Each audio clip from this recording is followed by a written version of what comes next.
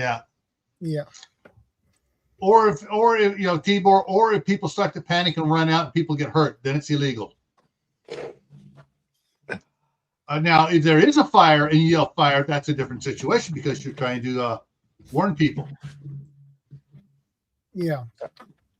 I'm just adjusting myself. Sorry. Yeah, no problem. Cheers. You need to sit comfortably. I've not sat in the chair for about a week. How's everyone doing? I've got a bit of a weird voice. I've not still got the mask on. I'm recovering from man flu. Ah. So, but Mike, you must agree, that situational awareness when the Riots is situational awareness is 100%. A good thing. Yeah, 100%. And even home hardening. I have two more points on this, but we have gone through the two first. Yeah, situational awareness is key no matter what, whether you're in a situation where it's starting, whether it's months ahead of time. I've got information on protests that are happening in the city that I'm based in months and months ahead of time. So I know not to be out at certain times and when they could potentially be riots. So it's not just situational awareness in the moment, it's in advance of it as well. So, know your situations around there. And home hardening, obviously, that's going to be situational dependent. My home hardening being right next to tower blocks of people in an urban environment is going to need to be much more robust than if, I was out living in the middle of nowhere in the country. Speak of the devil, he'll appear. He's in the middle of nowhere. There's a raccoon in the country. Wait, what? What? Oh, I forgot to put my fat guy picture up sitting on a sofa for Alan if he comes up. I'll change that. If he shows up, I'll change that so I can be the sofa survivalist on here. Yeah, so my home hardening generally is all covert, like inside, so it's not like boards on the outside of the windows and stuff like that at the early stages especially. And other than that, it's lights off and go dark essentially to not make yourself a target.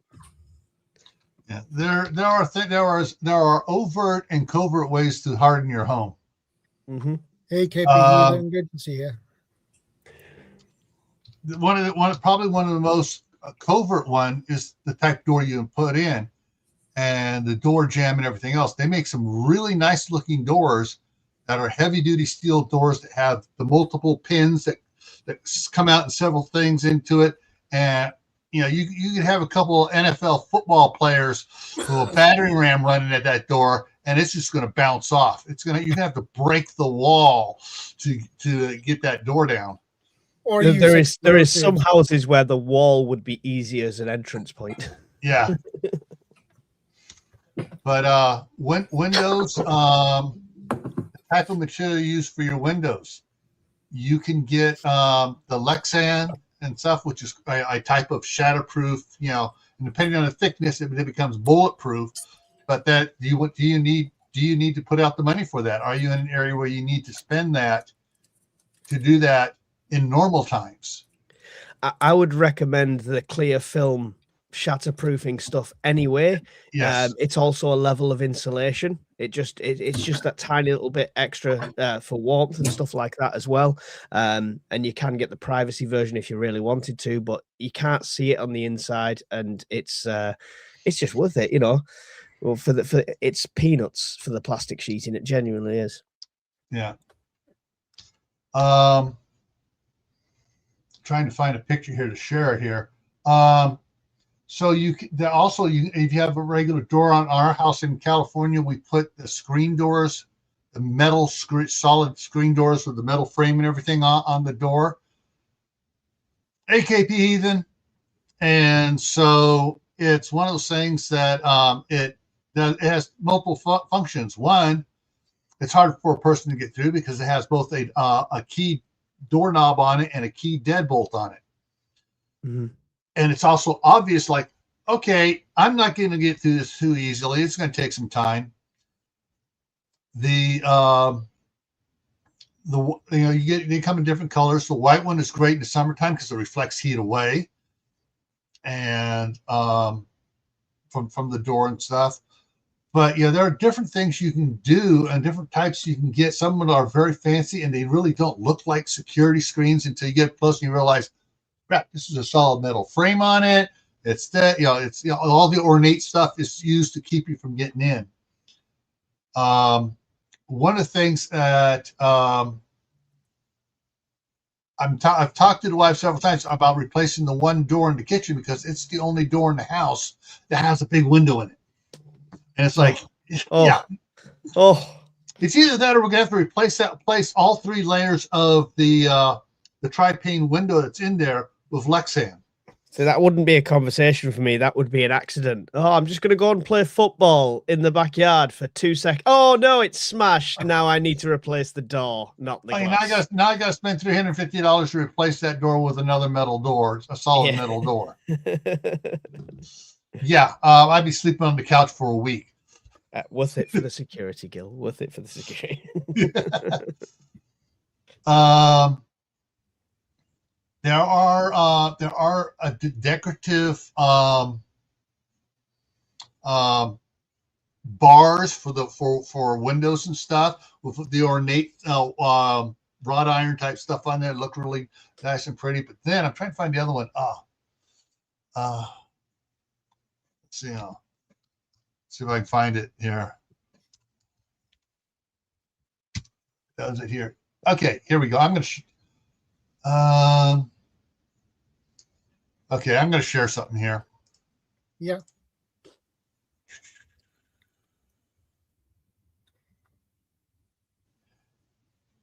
Come on, there we go.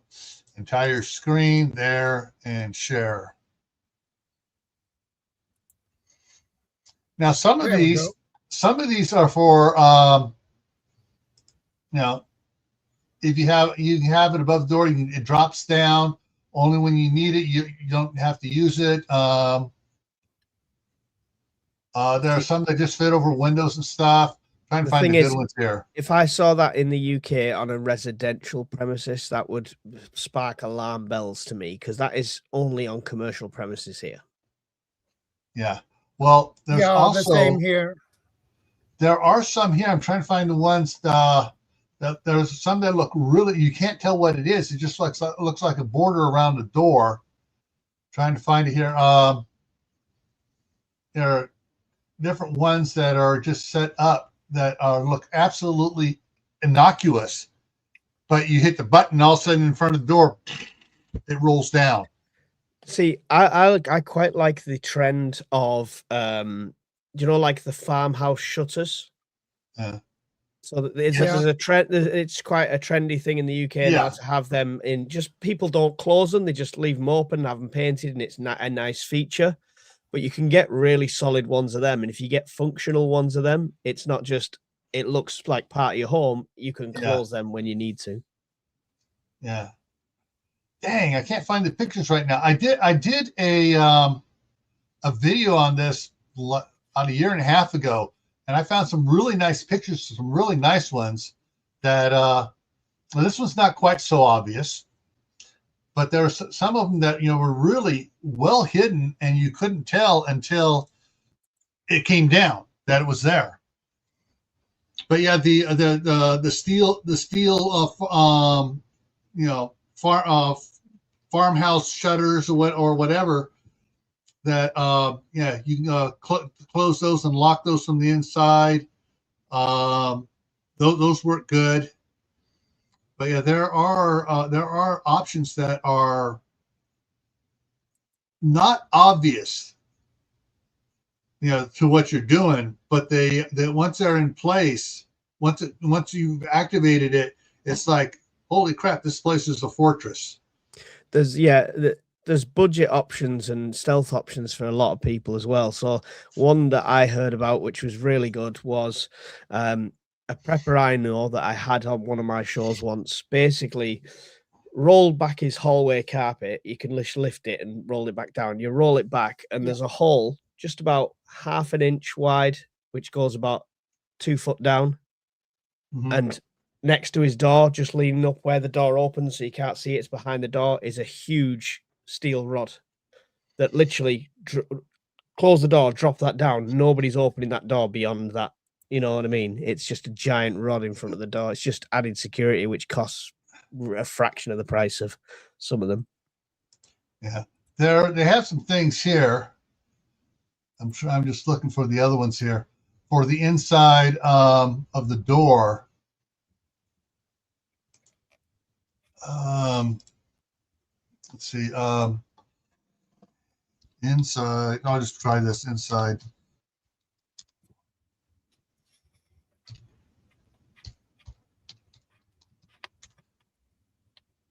Okay. That's coming up. Yeah. All right. So let's share this again. Wrong button. There. Come on. Dang it. There it goes.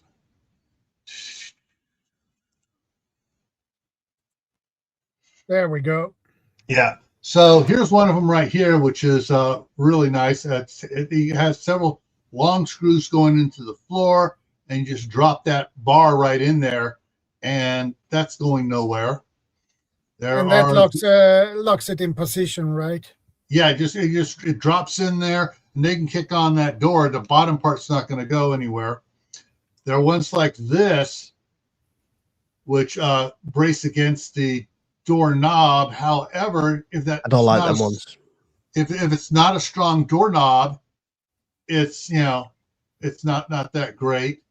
Well, people will be surprised the strength in just a nice cheese shaped piece of wood. Yeah, a nice solid wedge. That'll make all the difference.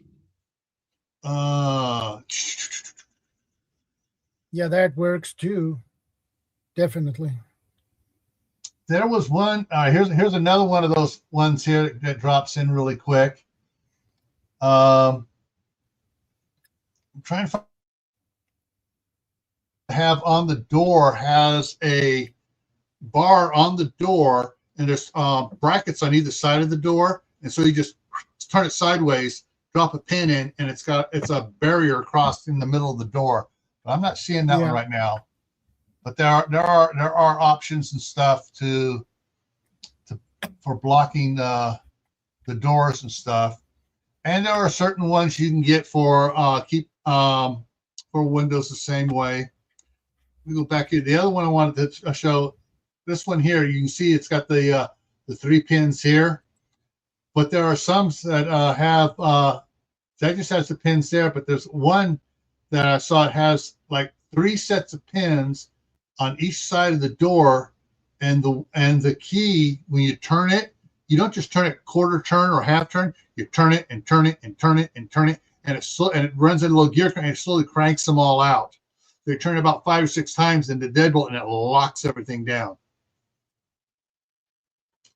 Well, if they drive through your wall, it's not a rioter. They're not going to be driving vehicles in a riot. No. That's the thing, But what they do is smash windows. They smash windows and stuff like that. And that's like Mike was saying, the film. You get the film, protection film on both sides of the window, and they may crack it, but they're going to have to be beaten on it and beaten on it and beaten on it.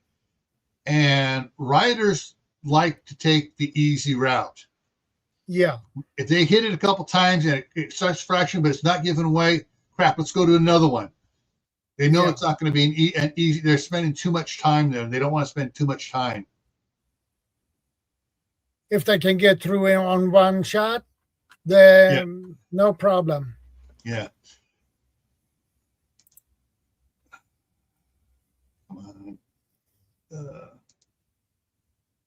Let's see here, looking at, okay. If,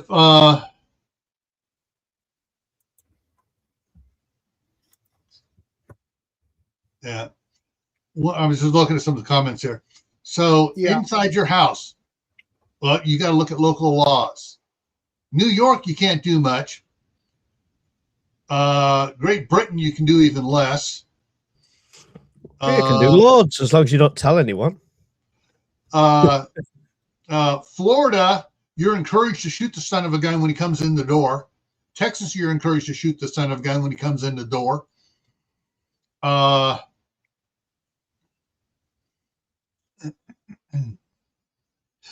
like Tibor's comment there at the bottom. If they come through the wall, it's a drunk driver.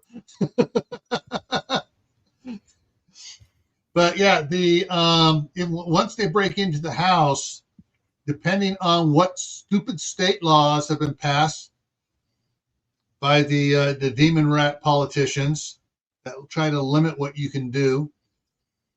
Canada says, if someone breaks in your house, do not get involved. Excuse me, you are involved if they've broken into your house. I agree. So the laws in Britain, obviously, Yeah, you guys know that like it's quite strict on stuff like that we can classify as weapons, right?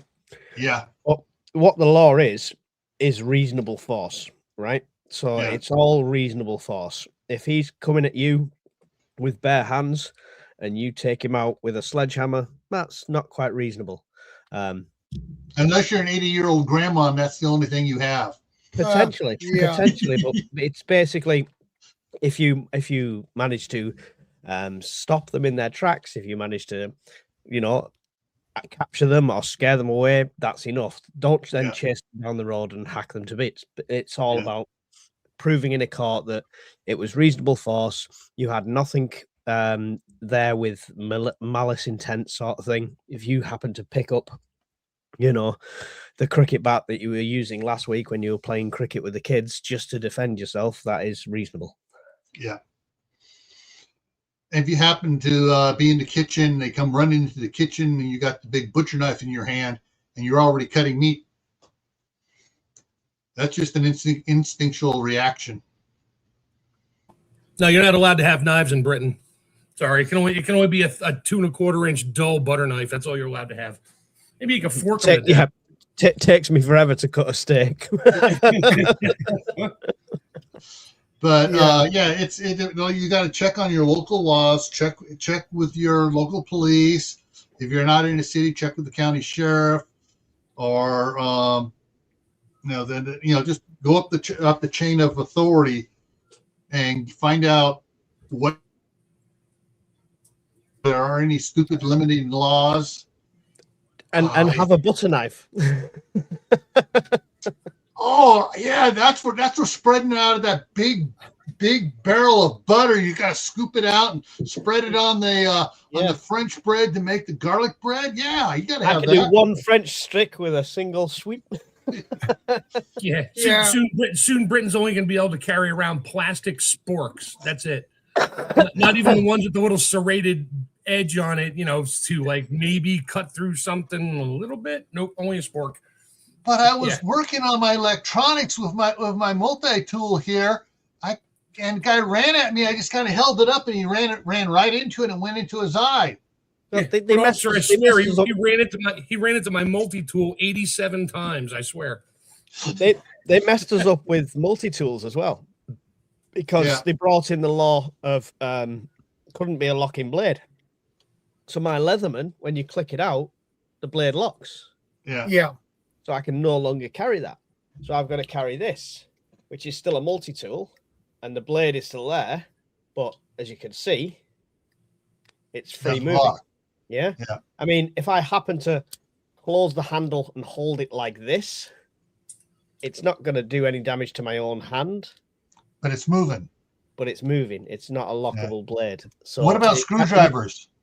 Hey, Warren, good to see you. It's okay. Reasonable reason. If you're an electrician, you've got your tool with you, that's fine. If you are old granny on her way to pick up her pension check and you're carrying a claw hammer and a screwdriver, suspicion that you might be classifying that as a weapon or something. Yeah. At the end of the day, we're talking about fortifying your home, right? Yeah. Look around you. You're surrounded by stuff you could use in a situation. The key is being able to do it, because you're either going to fight, flight, or freeze, right? Yeah. And you don't want to be the one that freezes, and you don't want to be the one that's flight, especially if there's kids in the house or other people in the house and stuff like that. So you've got to be ready to fight. So you've got to be able to turn that on instinctually. And it's a hard thing to say, read a book and not think you're going to do it. And if you're never put in that situation, you don't know how your body's going to react. The closest you'll get, which I'll recommend to anyone, is take up a good quality martial art or combat sport. Yeah. Because that first time you're facing up against somebody, whether you're stepping into the ring, whether you're stepping into the octagon like I did, you'll get that adrenaline and you'll feel that feeling, and then you'll know what it feels like, that fight or flight feeling, that adrenaline rush just beforehand. Okay, I just caught Vanessa's Kitty's comment. Buy decent pencils. Decent pencils. Yeah, not the little skinny normal ones. Get the biggest, fattest one they'll fit in the adjustable pencil sharpener. That's about 12 inches long. Yeah, or just carry a really expensive pen, not a plastic one. You know, the metal Cross or Parker. Yeah, you know, good there. But with the handicap hand grip on it, because you know your fingers swell up and you need to hold on to it better. Okay, honestly, John Wick. Yeah, John Wick. I saw him kill 3 men in the bar with a friggin' pencil. A friggin' pencil. You should look around. I look around here. Oh, I got two bows and a bunch of arrows over there. I got my pew-pews down here next to my feet. But yeah. Or what Riddick did on crematoria. And he said to God, I would kill you with a teacup. Yeah, I like that. Death by teacup. Never thought of that before. But probably one of the better self-defense martial arts, because they don't look at it as an offensive, deadly martial art. You start with judo, jiu-jitsu, Brazilian jiu-jitsu. Yeah. So those are defensive martial arts. Yeah, I mean, even if you've not got the discipline to sit there and become a black belt in anything, just take up the challenge and do it, and put yourself in that situation where you're going to feel their emotions. That's what I'm saying about it. I'm not saying you know, if you can do the training, by all means do it. But if you're not going to stick at it, you know you're not going to, still stick yourself in that situation, because it's in a controlled environment and you'll know what it feels like under attack, essentially. Lots of places in the UK, I don't know if you have it in the States or you have something similar. Lots of places in the UK have this white collar boxing or white collar MMA. That's what I did.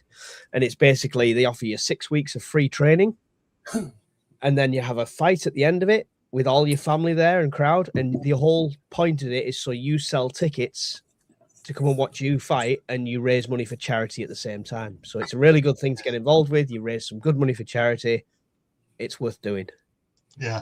Warren there made, continue on with the Filipino martial arts, harness. Yeah, all the different ones there. Yeah, there are a whole bunch of different ones out there. Yeah, I practiced eskrima for a while. It was fun. What's the one that Bob recommends where it's with the sticks? It's the Filipino. Basically, it's similar to. I'm just drawing a blank here, but it's harness, Kali eskrima. It's the same style, different name. Yeah, I've been seeing a lot. I don't know if you guys ever saw it over there in across the pond. There was Forged in Fire was a TV show. And the guy that did the testing at the end, I just lose his name for a second. He actually has some real Facebook page and then puts up reels and stuff, and he's teaching the sticks, the knives, and everything else there on it. And the guy is actually pretty gnarly with what he can do. And he gets it. And the one video is so funny. He's sitting there with I think it's his brother and his dad. And one hits the other one, and all of a sudden they're like this, trying to watch TV, smacking each other with sticks and stuff, and blocking each other, and they're just going faster and faster and faster. It's like, holy crap! But if doing something, learning something, Aikido, the last one on there, yes, Shelly, Aikido is another one of those ones that is looked at as a defensive martial art, not an offensive one. Yeah, but you're not going to learn that overnight. So no, it becomes a way of life for exercise and staying fit and staying limber. Yeah, like I said, if you find something like I did, the 6-week challenge, you got 6 weeks of free training, you raise some good money for charity, and you put yourself in that situation where it's fight or flight. And that's what I'm talking about more than anything, because many people will sit there and go, oh, yeah, if somebody comes in, I'm going to do this and do that and do this and do that. And the day it happens, and the guy that's coming in is, 6'5" brick shithouse like this, just barely fitting through your doorway, what are you actually going to do? Are you going to soil yourself and cry, or are you going to do something? You don't know until you're in that moment. I'm looking for something here real quick here. I put it in the other office. My academy motto was, in a crisis, under stress, you will revert to the way you were trained. And my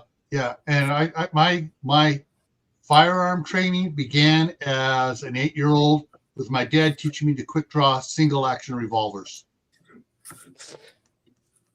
Yeah, I tend to agree. If you're trained like religiously, like constantly and stuff like that, and it's drilled into you, it should be second instinct by all means. But again, you don't know what you're going to feel until you're in the situation. That's the difference. You could be the best martial artist in the world, and if you freeze and your brain just has a fart out the side while you're thinking, then it's moments. Interesting on that is, with my younger brother and my 2 cousins and our neighbor across the street, as teenagers, we never froze because we were always hitting each other. We'd be sitting there, and next thing you know, someone just nails you in the arm as hard as they can.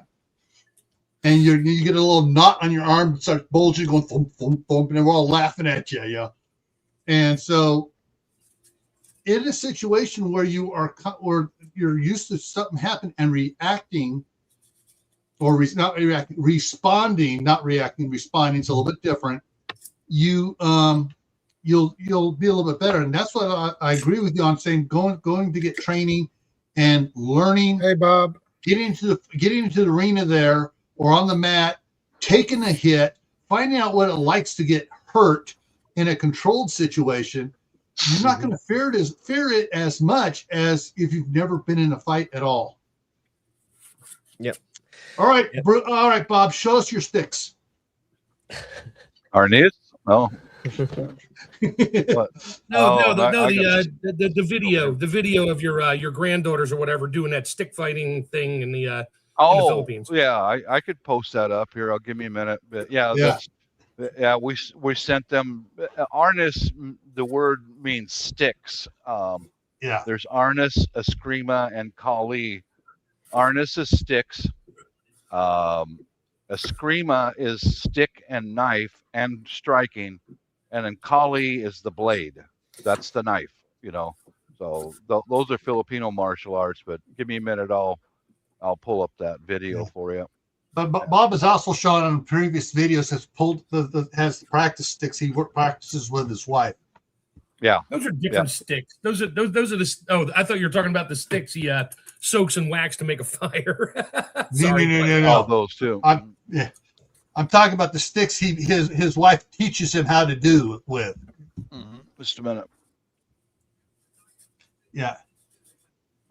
Shell Stacy's right. Muscle memory if you keep at it. Yeah, you got to practice. You've got to practice. Okay, I'll present that video for you guys. These are my 2 nieces right here. They're hang on here. I guess my muscle memory with a chef knife will mean anybody who comes into my house, by the time the cops show up, they're gonna be like, why are there bowls of stew meat, hanging chops, and short ribs? Yeah. Why are there butchered? Yeah. Why not? Hey, I'm a chef. I'm a chef. Yeah, sorry. I made it easy for you to identify the parts. Okay, I'm presenting their shadow. Yeah. Here we go. That's Filipino martial art right there. They've got to be padded up because believe me, those sticks will beat you down to the ground, man.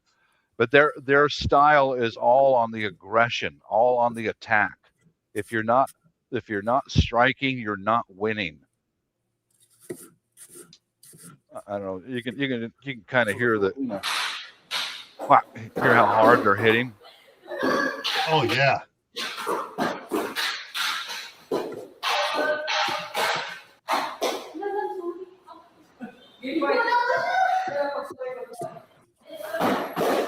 Yeah.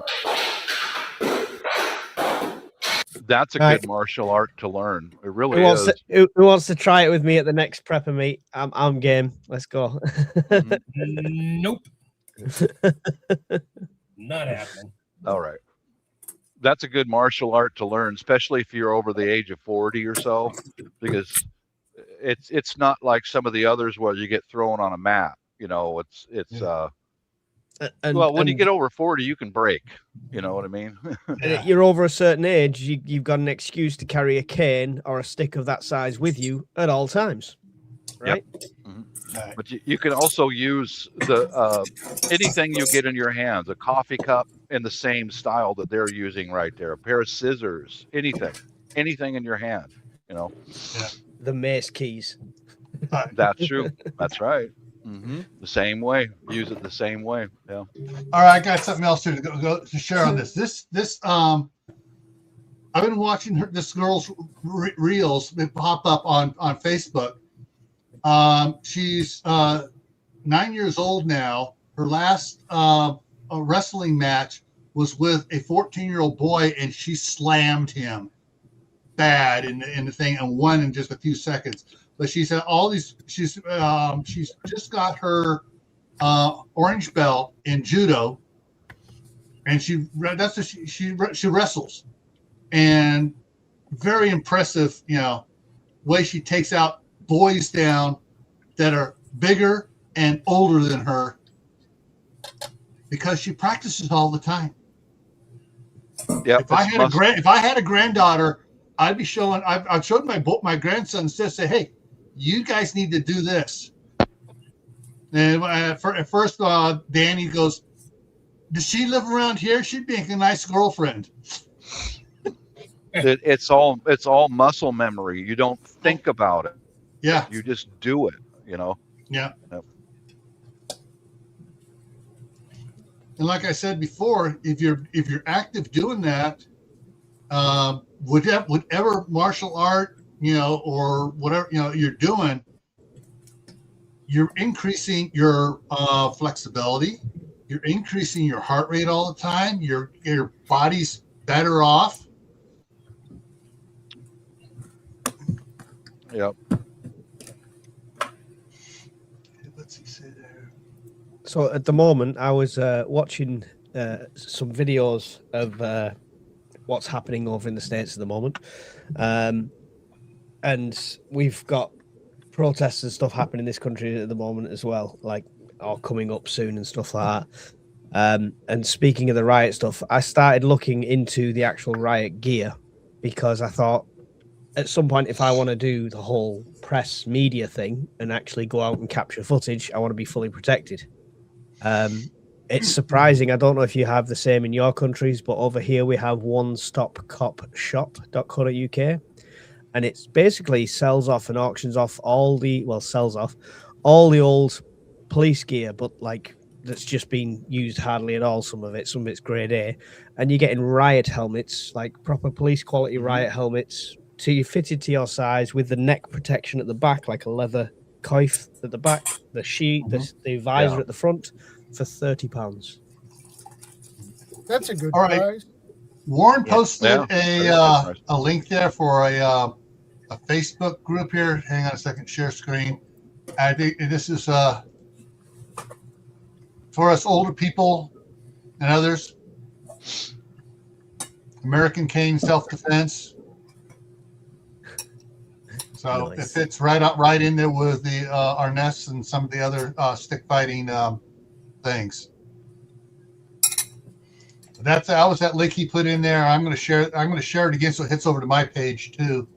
On it here. Where did he put it that again? There it is.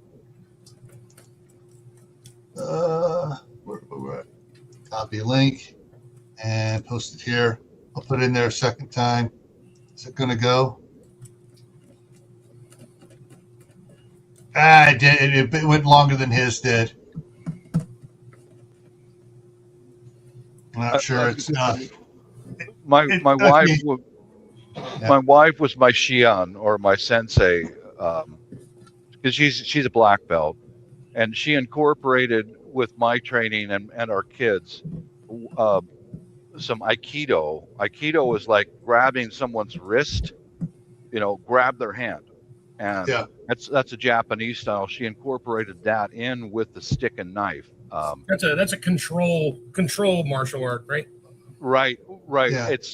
It was. I mean, my daughter at the time was probably 9 years old, a little kid, maybe 40 pounds, little tiny Filipina, and I'm at the time about 240 pounds, a big, strong man. And I tell you what, there is something to that Aikido, because she grabbed my wrist, she twisted my wrist, and then she spun her feet around. Dude, she threw me like I was nothing, like I was made out of paper. She did it with just one move with her hand and one spin with her feet, and I went right down. I mean, I'm 3 times her size, the strength. It's leverage. That's the martial art that Steven Seagal practices, is Aikido. Yeah, you use your opponent's momentum. Mm-hmm. Yep. Yeah. If someone's coming at you, you use that against them. Step out of their way, twist their wrist, and they land on their head. Yeah. Yeah, it's basically the same thing with the jiu-jitsu I practice. It's the same thing. You use your opponent's momentum, basically. So. Yep. Yeah. So for protecting yourself in your house, all of these are great, viable options. But yeah, always check with your local, find out what you can legally do. Mm-hmm. And absolutely. And remember, after the cops show up, just in a panic. You're in a panic still. You want to still be in a panic. If they're breaking into your house, you call 911. They're breaking in. I don't know what to do. Oh, no. You're in a panic. Do not be the calm. I came in. I knew exactly what I was doing, and I flipped that one. I didn't mean to flip them on the table there, but no, you're being a panic. But also to add with that, Gil, you've heard me say online, I'm going to run away. I'm going to go out the back door of the house. I'm going to leave.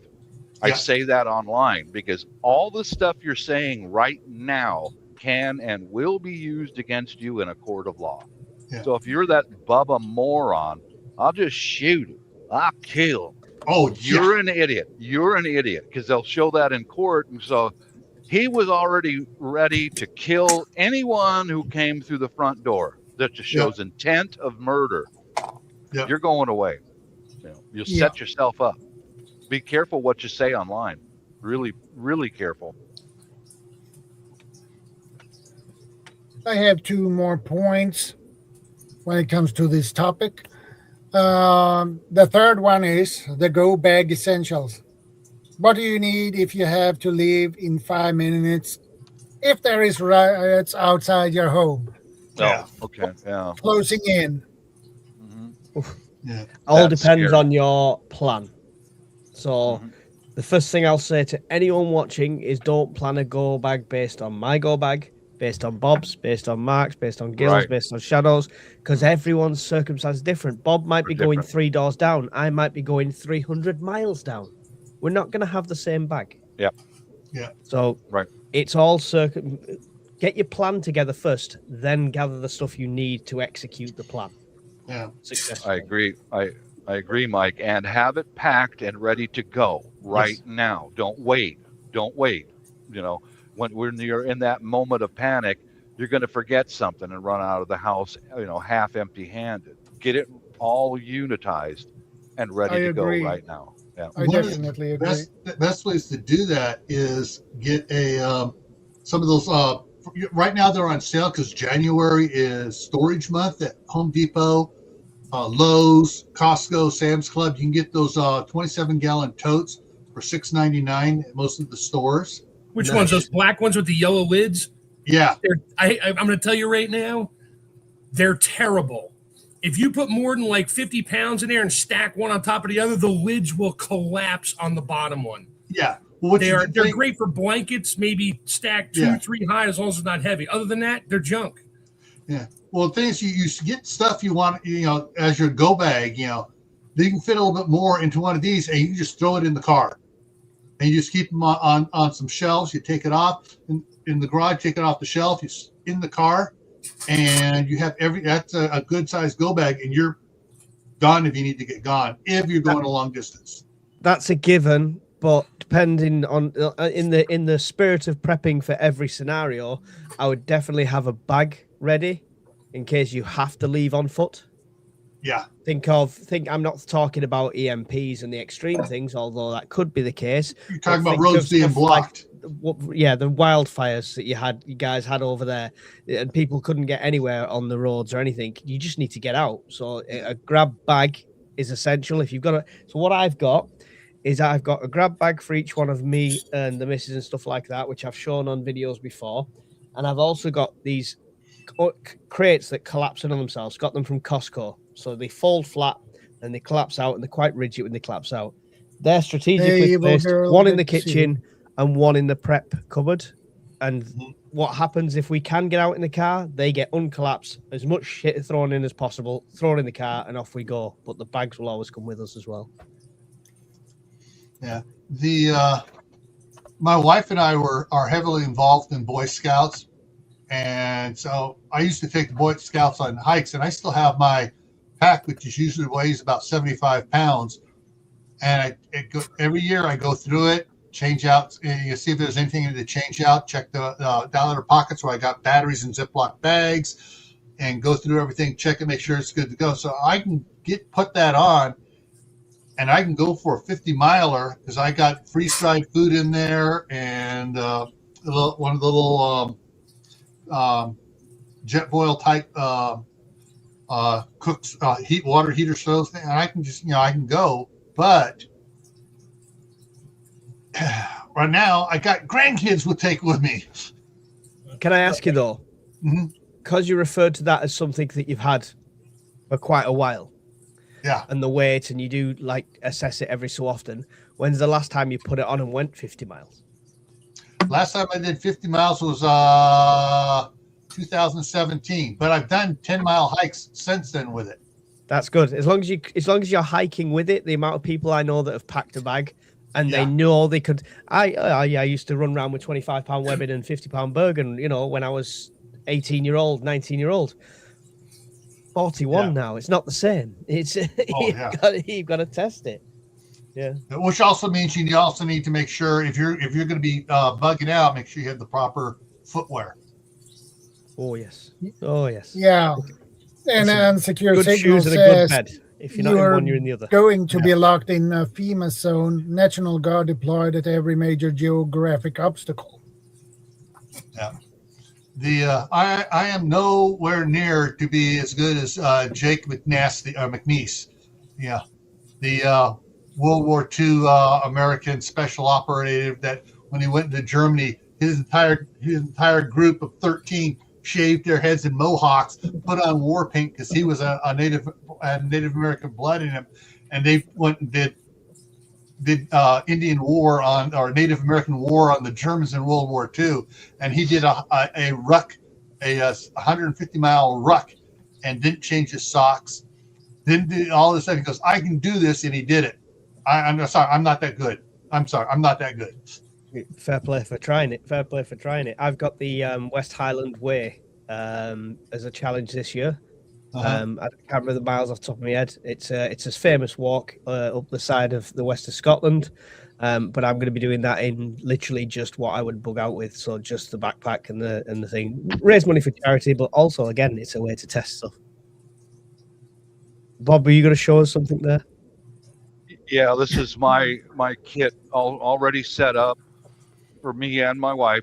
She has one, I have one, but I had some custom sewing done on this. And I started off with a basic H harness like this one here. Started off with that, but this is my loadout for riots, for fire, for flood, whatever. I had some custom sewing done, an additional strap on the front, and some buckles in the back. But this kit is for walkie-talkies. This bag, it's a small knapsack in the back that's Brittany sewed on some of these buckles onto an H harness, so it can quickly disconnect, but it's all unitized. If we need to, we can take this backpack off. It's got dried fruit and dried beef jerky and things like that, and a few things to be able to eat. It's all in one unit. And here we go. I'll show you the loadout for mine. But this is a camouflage blanket made out of netting, so that we can throw that over our bodies if we need to get out of the car and hide somewhere. Do it quick, you know. Excellent. And then on the rest of it, it's a bayonet for an Armalite rifle, a holster for my 45, some additional speed loaders because I carry a revolver. That then around the belt is I got a water bottle on here, and that's one of the most important things is water. Carry water with you. You got to have that. But let's see. Yeah, water is something you definitely need. You will not last long without water. Yeah. This bag around my waist is a blowout kit. It's got some surgical tubing and gauze squares to stop bleeding. And then an extra 5 rounds of buckshot for my shotgun. In case we grab a shotgun, we've got extra. In case we grab an Armalite, we've got extra. 1 magazine for an Armalite rifle right here. 1 right there. And an additional bag for cell phone. Throw a cell phone into the additional bag here, but it's all unitized. It's all in one. Just grab it and either wear it out of the house or throw it in the car, either one, you know, and get out. That's our plan, is just to get the hell out of Dodge, you know. What's the weight on that, Bob? What's the weight on it? I'm not sure how much it weighs, but I haven't weighed it, but it ain't light, but it's everything on there to be able to escape and evade and feed ourselves and fight off any attackers. I mean, you know, I assume because of the type of harness it is, even if it's the same weight as like a rucksack full of your stuff, it's going to be distributed more evenly, so you'll be able to move a lot better with it. Yeah. It's it would be a good thing for anyone watching to find someone who's got some heavy duty sewing machine to modify this stuff for you before you need it, you know. So it's like this is the knapsack full of food right there. It's sewn right onto the H harness. I mean, you've shown it on the internet now, Bob. I'm sure Temu will be selling it next week. Oh yeah.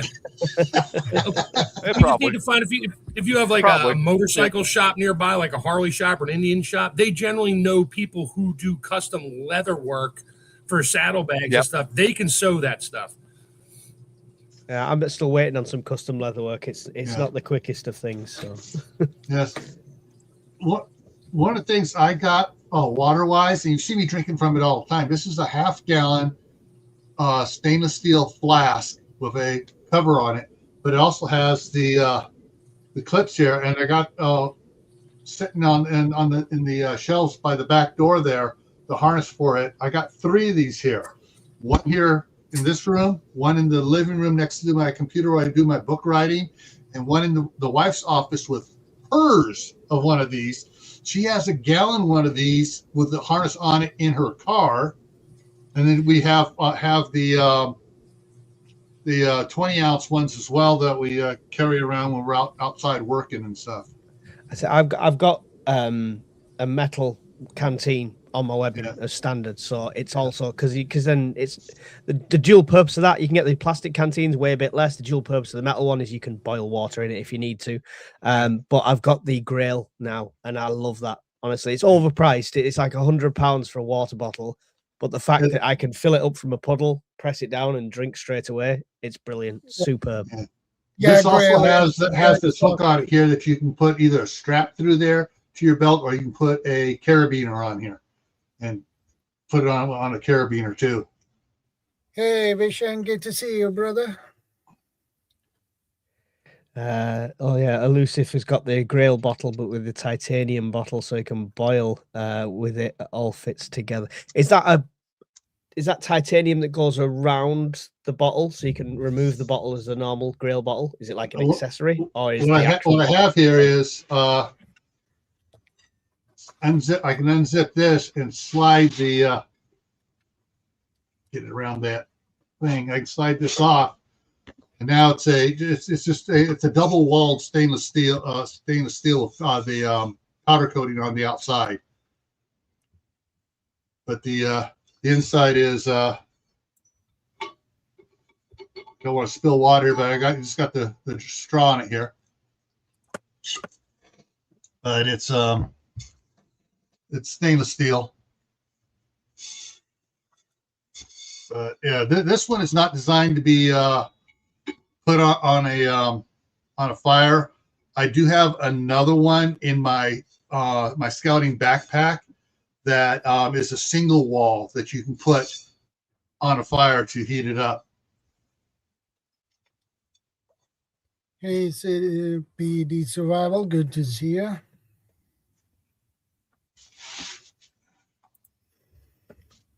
I love my titanium Grail, says Vision Preparedness.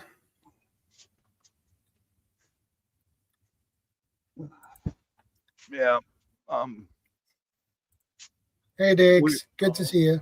We incorporated walkie-talkies in with our equipment in case the cell phone towers are down. Because Yeah. in 2020, we lived through riots right here. In 2020, the first thing the radicals did was cut power. That's the first thing they did. Power's off right now. And the whole area was down. But yeah, it doesn't take much to take out a cell phone tower. It really doesn't. Look at Berlin. Look at what's just happened in Berlin. Through one fire, through one arson attack, 50,000 homes without electricity, power, heating, and stuff like that through one sabotage attack. And not one of us here can say that we live in a country that hasn't got potential saboteurs living in it as well. You know, it's going to take them weeks to get it back up. They're like, oh, we'll have it up in a few days. No, you won't, because they don't have those transformers. They're having to modify smaller ones and line them up to get it to run right and not blow things up. Yeah, I'm going for a short bathroom break. I'll be back. Okay. Keep this running. Everyone's mentioned that titanium grill, so I've just looked at it. It's beyond my budget for a water bottle at £207, but it's nice. It is nice. Yeah, it took in our area. The way I found out how they took down power in my area was from the neighbors. One of my neighbors saw that they used chainsaws on the wooden power poles. And they used chainsaws, and they started cutting down the wooden power poles. That never made the national news, but that's how they do it. They use a chainsaw, and now they shut the grid down. It took like 3 or 4 days and nights before the power was back on.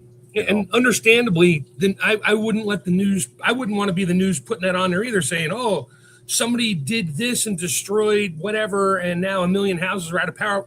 And they used a particular tool. I'm not saying things are specific. You don't want to do that, because then you got copycats everywhere going, oh, I never thought of that. Let me go buy one and go do the same thing. So, they shouldn't put it on the news. Do you not find it surprising that they've told us so much about how the Berlin ones happened then? No, that's you see, that's Europe. They like to tell everybody how it happened so that everybody else can do it too. But Are you trying to say we're stupid? Not you. The media does it on purpose. You know that. Yeah, they're part of it. One of the things I do have, I have loose here at the house, and I have one in my pack. My wife has one in her pack. There's one of these things here. So this is your way to boil water really quick with limited amount of like the jet boil. Yeah. Oh, no, Yeah. oh, this is a third the price of a jet boil. It's a little bit bigger, and this one actually has the Pezzo lighter on the on it, so I don't have to have That's matches. awesome. Interestingly, as well, if anybody's interested in them, Scottish Prepper 73. So if you just search that in YouTube, has just done a video directly comparing that one with the jet boil branded one with the equivalent, like Gil's holding up there. Yeah. And the question at the end of it was, wait an extra 40 seconds or pay an extra 60, 70 pounds. That's what you want to do. Hey, Yeah. Tim Riley, good to see you. But yeah, go and check the video out.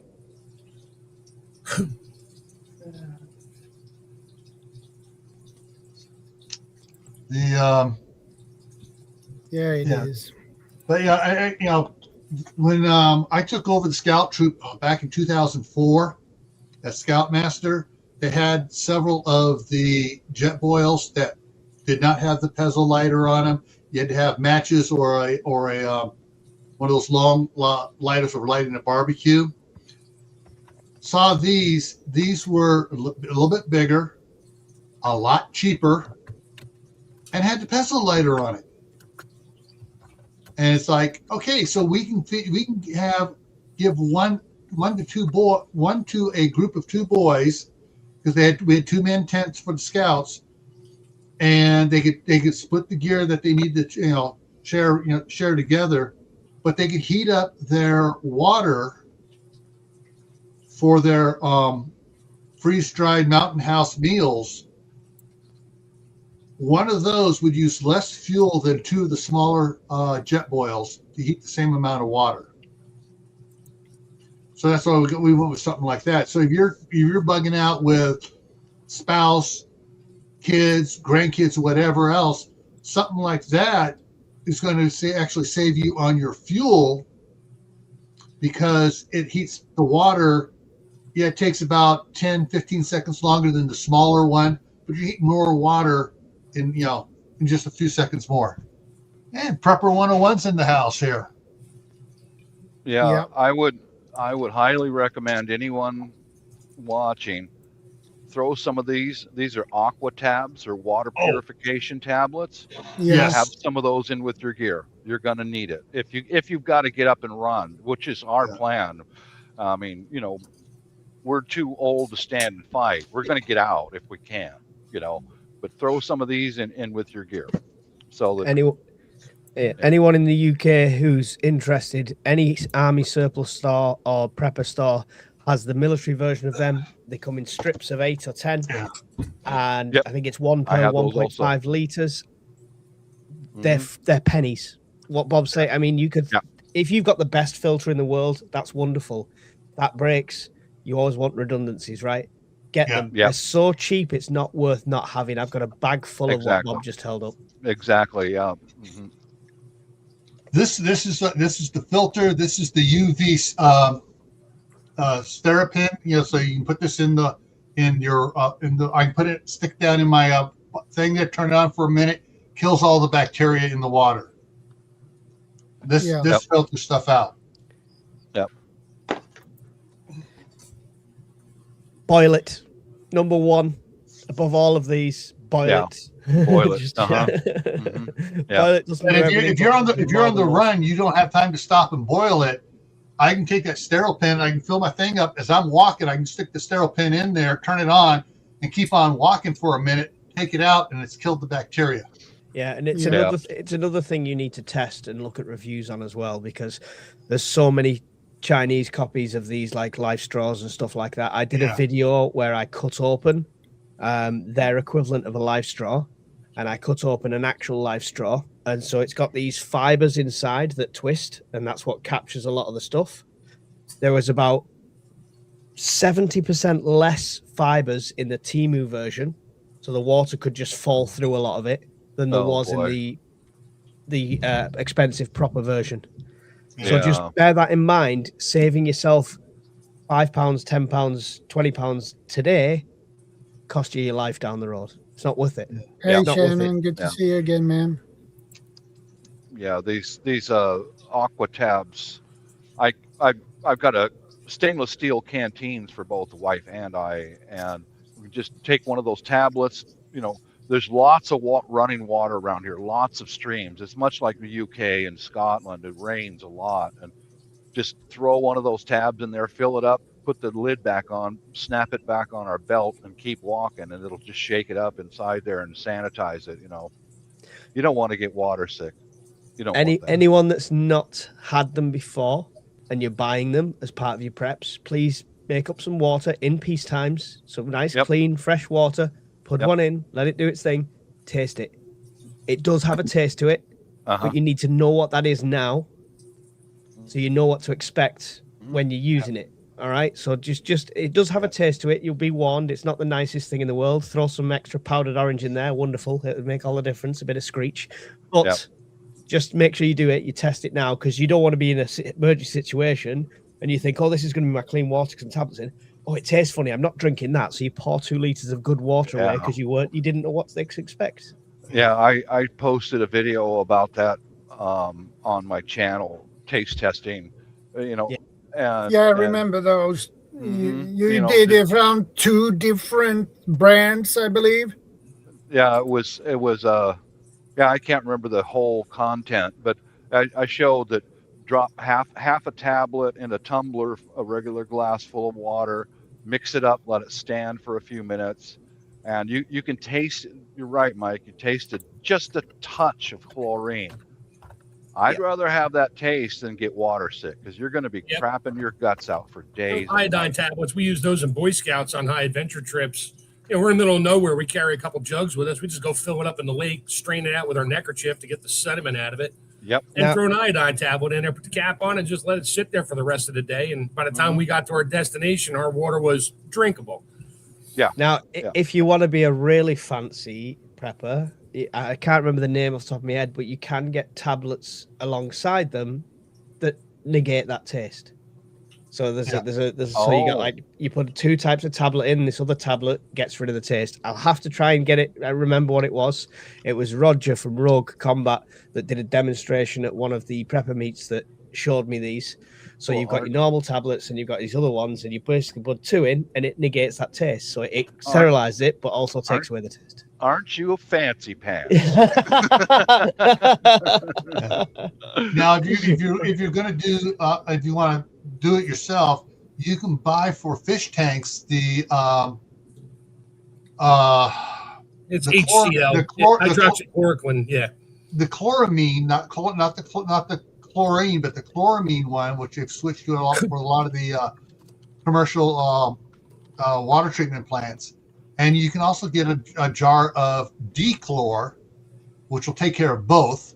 And just put a couple drops of the dechlor in there, shake it up, and give it 15 minutes, and it removes the chlorine out of it and the dechlor out of it. And everything. So to be clear, it doesn't remove the chlorine; it alters its molecular state to something else. So there's still chemicals in your water, but it's not bacteria. So there's it's not in a dangerous chemical state. Yeah, Mike, if you can post up any information about that, that's good information for the public out there to know. That if you can't tolerate the chlorine flavor, it's good. I'm trying to remember. I'll try and find it now, but I was trying to remember the name and I can't remember the name off the top of my head, but it is something. I mean, for me, I just throw in the powdered drinks that come in the military rations. Sure. So I mean, that gets rid of that would get rid of the flavor of flavor. So that would overpower everything. So tagging on something Mike said about the life straws and stuff, and the generic knockoff ones. Will at Just in Time Prepping had gotten one to do a review on, and he read all up on it stuff, but it was the generic version. It wasn't the real life straw. And he said that when after he did his little thing, there were about 4 of us that would contact him and say, "Hey, try actually using it. That may be one of the fake ones that you can't suck through." And sure enough, he put the water. He tried to suck through it. He couldn't get a drop through it. It was just whatever was in there was solid, basically, and no water went through it. Too late if you need it. Yeah. Yeah, it's a life straw. You'll end your life trying to use the straw. Gotcha. Yeah.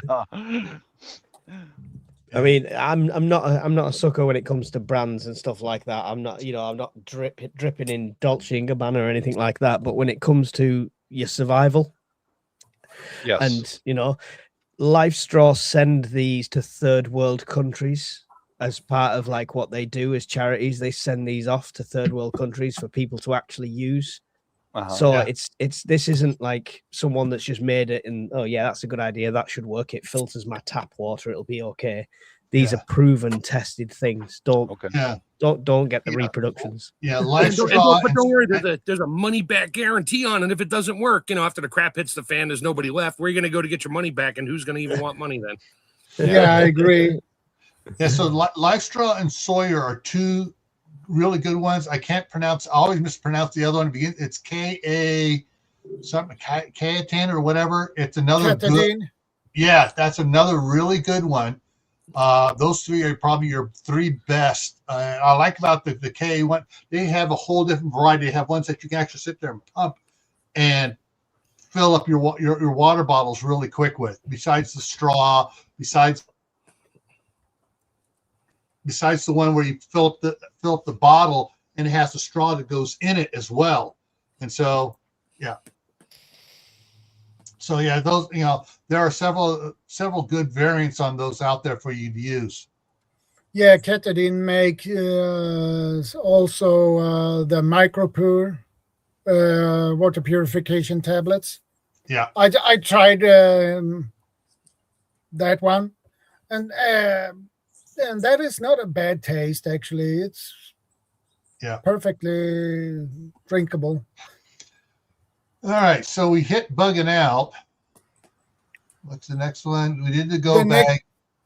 That's communication plans, how to reach loved ones when networks are jammed. Well, that can happen. That happened in 9/11. I know that for a fact. Yeah. Interesting thing here in the U.S. Interesting thing here in the U.S. If you still have a landline and you're trying to contact a family member outside the disaster area, contacting outside circuits will work where local circuits are jammed up. Interesting fact here. Midland? Yeah, that's what is that, Mike? I forget. You told us. Mesh-tastic. Right. Mesh-tastic mesh network. So this uses the same frequencies as like your radios, your high frequency radios and stuff like that. But it's messaging and it's peer-to-peer. So instead, and you use any other device alongside it. You can also, there's one of these on my Amazon wish list, which is linked in all my bios. You don't have to go and buy it from me, but you can click the link and find it. Which looks like a BlackBerry. So it's got everything on it. You don't need your phone. But with this one, I use my phone, even with no cell network. Hey, Brian, good to see you. And it creates a messaging app that I can message anyone who's within the network. And the mesh network that we've got going as part of like in the UK at the moment is quite vast. It's quite decent. And what Brian's on about there is Starlink or mesh. We're also looking at, there's ways you could, some of our people in our network have Starlink. So we've got a mesh network that mine will reach the other side of the UK width-wise, but it might not reach. If you got enough Starlinks over there, you could probably reach me. Sweet. But it wouldn't reach Scotland. But somebody in the Yorkshire side has Starlink, so I can get a message to him to then relay it to Scotland. So these are all based off no network being available, no cell towers being available, no power being available. Yeah, this is completely independent, and it's something that can be stuck into a Faraday bag and put away and set back up after the fact if you needed to. Loads to read, loads to study on that. We've done videos on it and stuff like that, but I've got 7 radios charging over on the shelf over the other side there, so I do have radios as well, but the mesh is the way to go because you're not sat there going, hello, is anybody there? Is anybody there? You're literally typing a message and leaving it and waiting for a response. So it only needs that millisecond of airtime. Yeah. One of the things we have here in the U.S. is called rapid radios. I haven't tried it. I'm skeptical of it, but it claims it'll work when the cell systems are jammed. But it piggybacks on cell and internet and stuff, and been leery about them. Looking at it here, you get they're $200 a piece if you buy a 2-pack. If you buy out, so 1, 2, 3, 4, 5, 6 of them is $900. So you get it drops down in price there. But yeah, there are several different ones. There's global. There's Lifetime. There is that's a POC-Link radios. There's a bunch of different ones on here that do different things. But if you want a definitely one that'll work for you around the world, get your ham radio license. Or go get a sat phone. They're not cheap. Or sat phone, yeah. And I know ATD puts out a sat phone that looks like a cell phone. So what you're saying is exactly what blocks a lot of preppers that we've found. Is like, oh, I don't want to go for my license. I'll just get a radio, wait for shit to hit the fan, then I can use it and nobody will care about a license, but I'll have no idea what the fuck I'm doing. Or a sat phone costs you like the price of a small car. So the AT&T ones are like $150. But oh well, fair enough. I mean, I've never tried them, or I don't know how good they are, but I know the Starlinks work really well. Yeah. And like say, the Meshtastic is a messaging system. There's no learning curve. It's like picking up WhatsApp. So there's literally no you could set Granny up with a mesh unit in her loft, install the app on her phone, and you're done. If there's a firmware update, you might have to go down there once every so often and do the update, but you can set them and be done. She doesn't need any more things. And when it all hits the fan and if no one's messaging her and all of a sudden it goes ping and it's you saying, "Are you okay, Granny?" She replies. It's exactly the same. Yeah. So there's no learning curve with it. Mm-hmm. Yeah. Except you got to teach Granny to wait because she's going to respond, say, "I'm doing fine. How about you?" 10 seconds later, "Hello?" Another 10 seconds. "Are you there?" Hello? My mother used to do that to me. Used to piss me off. I'm like, "Mom, you know it's not instant, right? Come on." Yeah. 2 days later, she forgot.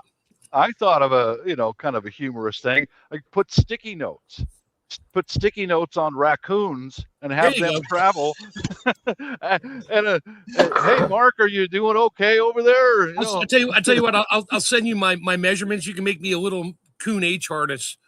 And put it on them and run back. I mean, we can bring supplies back and I can send some freeze-dried apples out to you as long as my cousin doesn't eat it on the way. Send some freeze-dried food. I'll send some ammunition to you.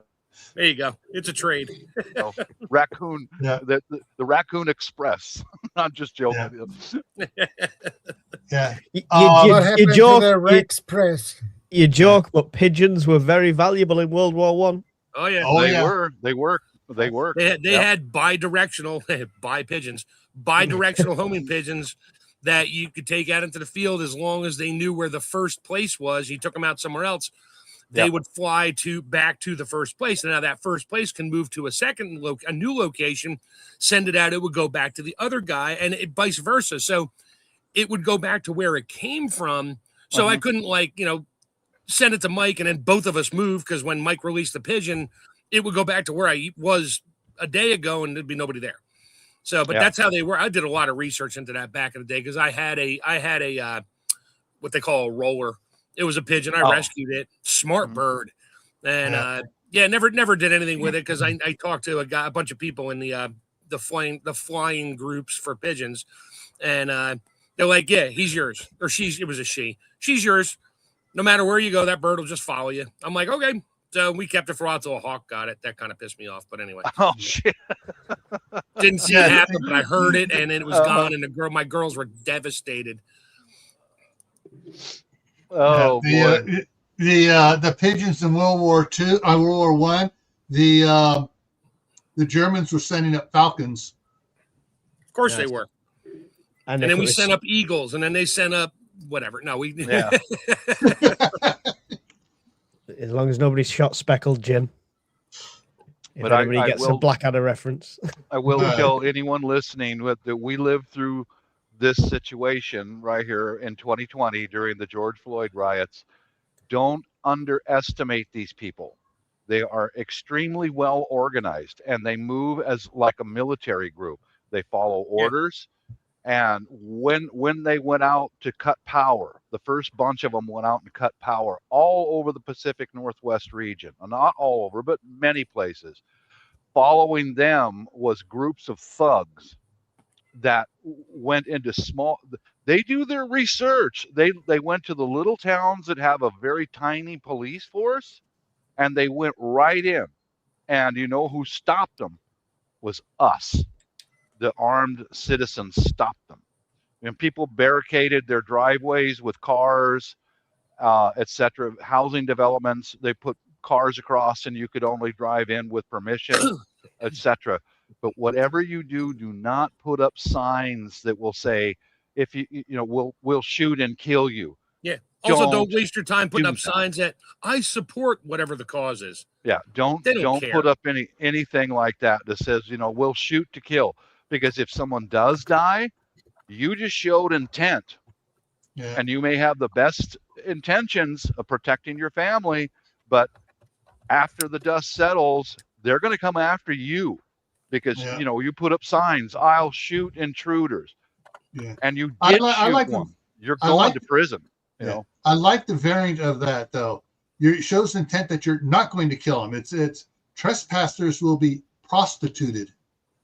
Yeah. Well, I guess I'll have to take my sign off the door that says trespassers will be shot and survivors will be shot again. Yeah. Don't do that. I mean, really, I went through family court with a divorce, and trust me, guys, the courts are living in a different planet than the rest of the world are. Yeah. All right. What if your sign said, "I will shoot to miss, but I'm not a great shot"? They'll probably leave you alone because you're an idiot. Due to the shortage of ammo, there will be no warning shot. Or you put up a sign that says the mad scientist lives here. Mm-hmm. No, just put up a bunch of quarantine signs for some disease we had a few years back. Oh yeah. We'll get the theme across on the radiation leak or something. Yep. Tagging onto what Mike was saying about using the network to contact somebody. You need to have people outside the area with all the phone numbers, so that you can contact one person. Tell everybody I'm fine, or tell everybody I've bugged out. I'm heading over to Uncle Joe's. And that way the message gets out to everybody. You don't have to waste time trying to contact everybody. You just got to contact one person. I've said That's how we have it in my house. Now, I've said it a million times. Planning is free, right? This doesn't have to cost you a fortune. Planning is free. Planning is free. Practice takes time. Yeah, but just sitting down with family and them all knowing if this happens, you need to get to this location. If this location is compromised, we will be at this location. Just having that conversation, even if it's a case of here's an envelope, if it ever hits the fan, open and read. However you want to convey that message, planning is absolutely free. You don't want to be trying to set up a communications network after the fact, Right, yeah. So this is the thing. So this is why it's good to get something in place now and learn from other groups that are doing it as well. Yeah, I definitely agree with that. I'm reading Dig's comment there. Last comment. That one? Yes.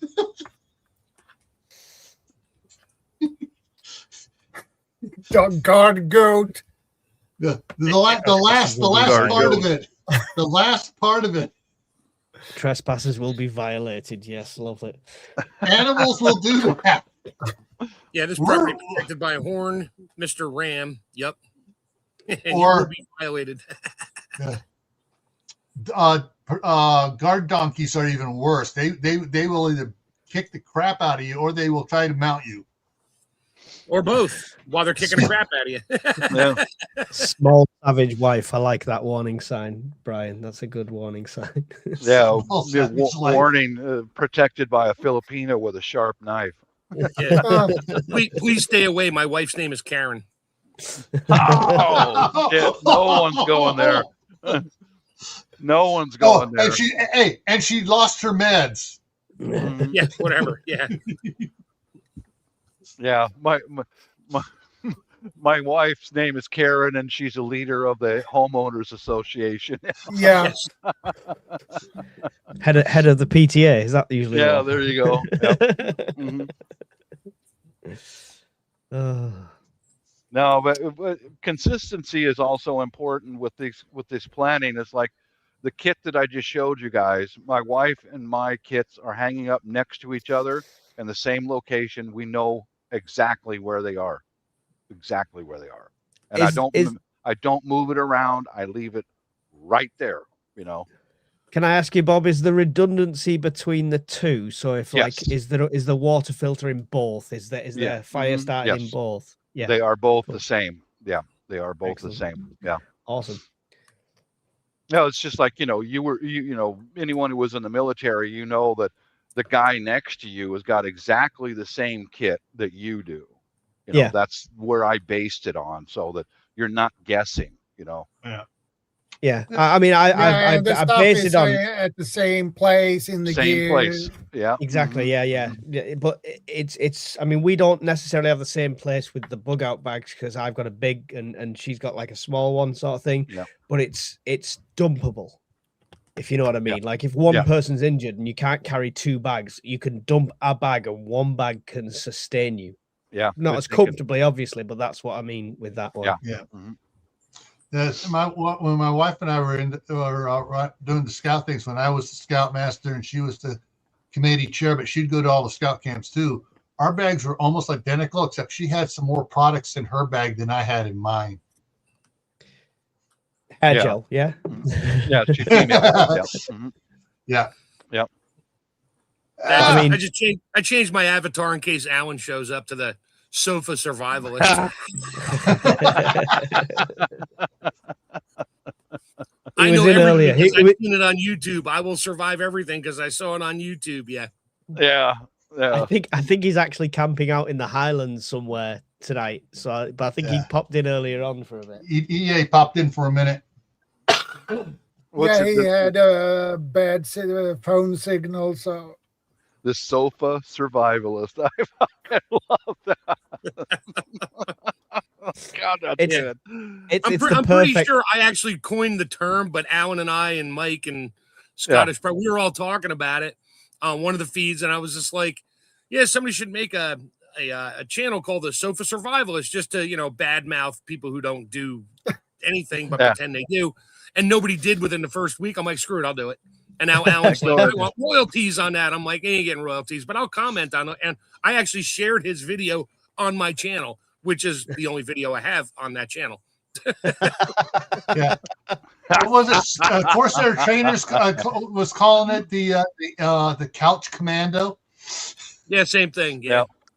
I did. Cheetos, yeah. It's the avatar picture. It's the perfect. You guys must remember the Doomsday Prepper series, right? Mm-hmm.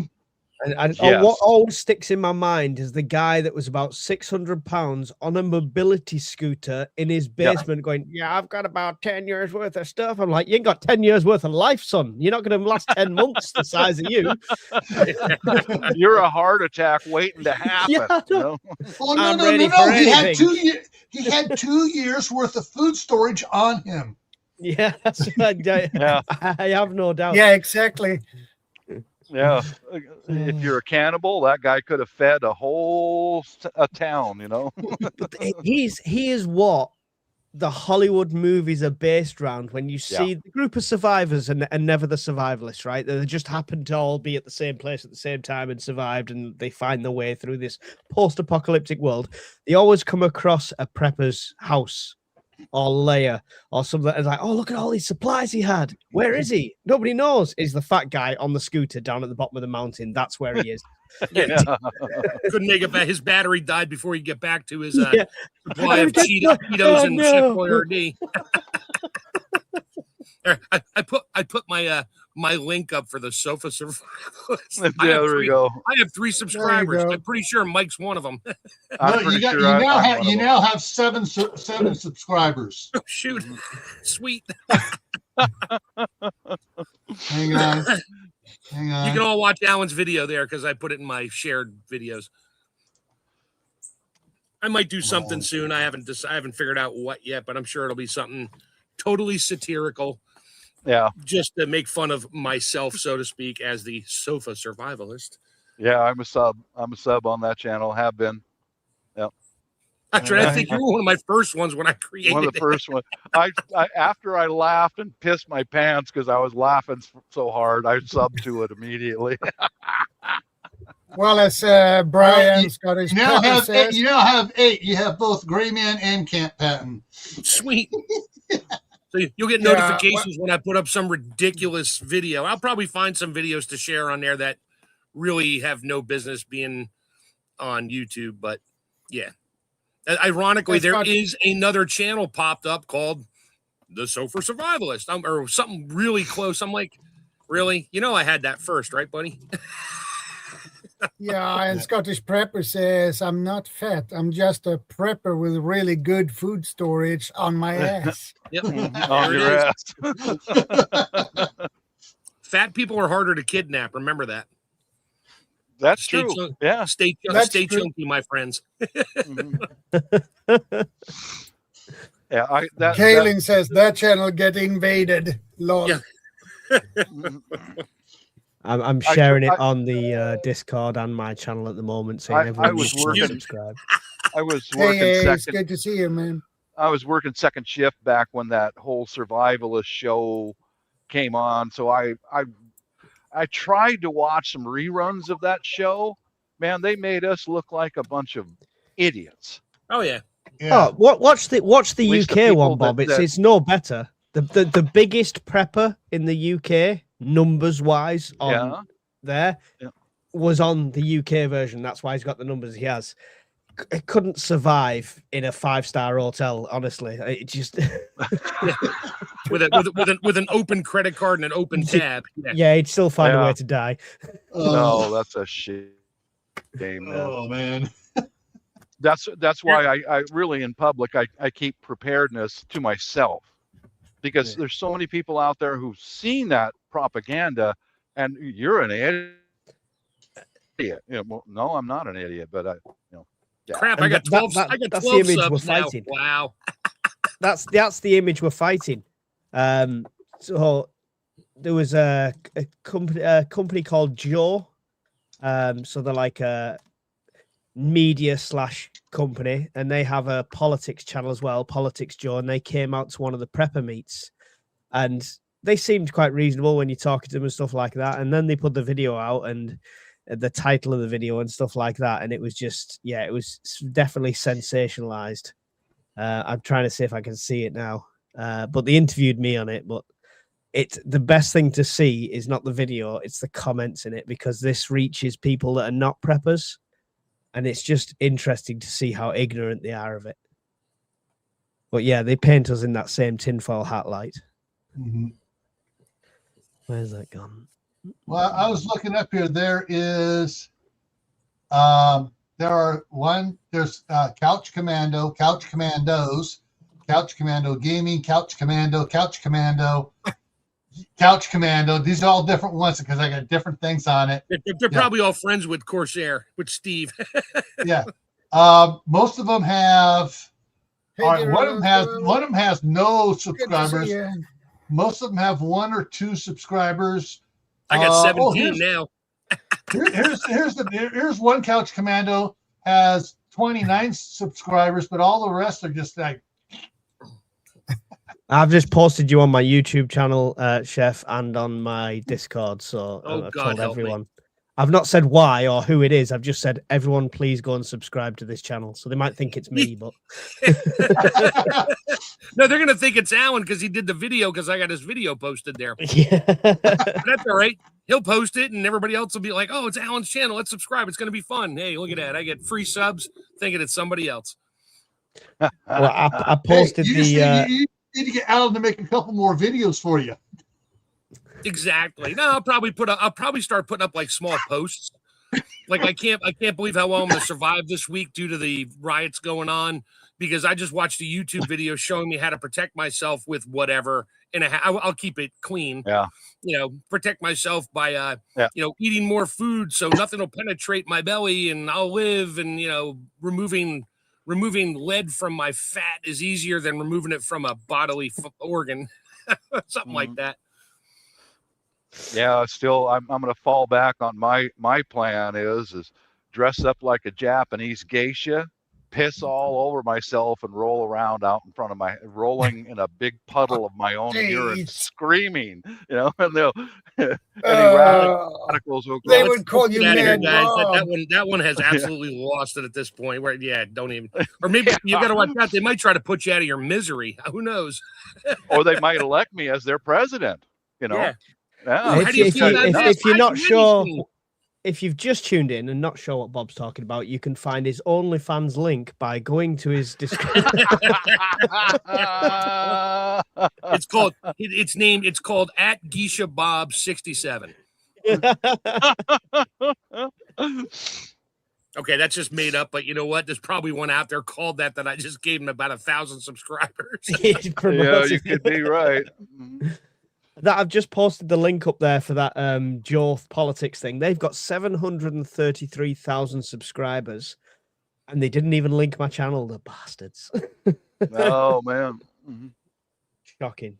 But kind of go back on topic. If we've been through it right here in the Seattle area, if it at all possible, number one, stay home, stay in communication with each other, your family. I'm talking about, and if you have to, get out of there.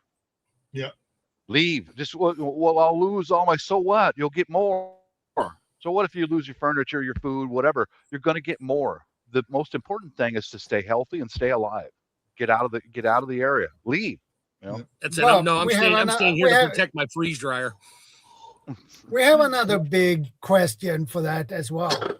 Let's say if you're home and you're expecting your missus are going to end her shift and going back home, and the riots, there is a riot going on, and that riot is on her way home, the same route she takes to get home. That is another.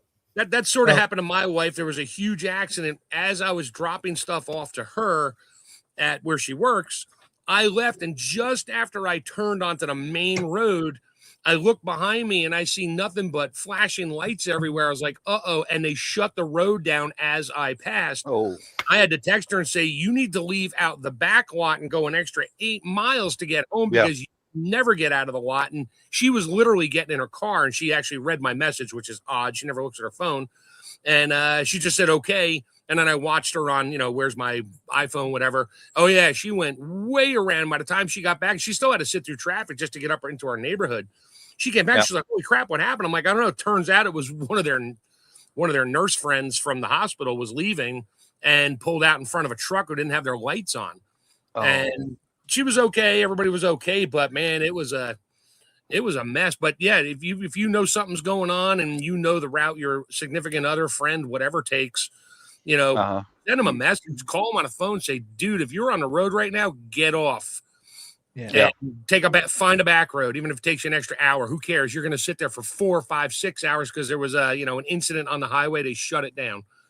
Yeah, that's where the comms come in place. Definitely 100%. If you got a way of doing that. Until our power was shut off, and then after power was restored, I would go online and I'd watch Washington State Department of Transportation traffic cams. Yep, I do that. And because I knew when my wife or son was going to be getting off work, I'd check their normal routes home. And if everything's free and clear, take your normal route. If it's jammed up, don't take that route. Go around. Yeah, DOT cams. Take Pine Street over to Route 50 and make a left, even though it's the wrong way. Make a left, and you can come back around on another highway and come home. Right. By the way, there's a gas station on the way. You may want to stop. It's like when my wife went back on the day after on the 2nd, January 2nd, she went back to California. She was texting me where she was, which are certain spots we text each other at, and it was funny. She's texting, passing so-and-so, and all of a sudden it's potty stop in Elko. Cool. And I texted her back. I said, showing weather mostly sunny to Gold Run. Cool. Just leaving Fernley. And then potty stop and hip stretch at Gold Run. And I'm home. Stopped at Sam's for milk and pizza. There's a bunch of other texts in there too. So every time we're going, it's like, there's there's Sacramento, Gold Run,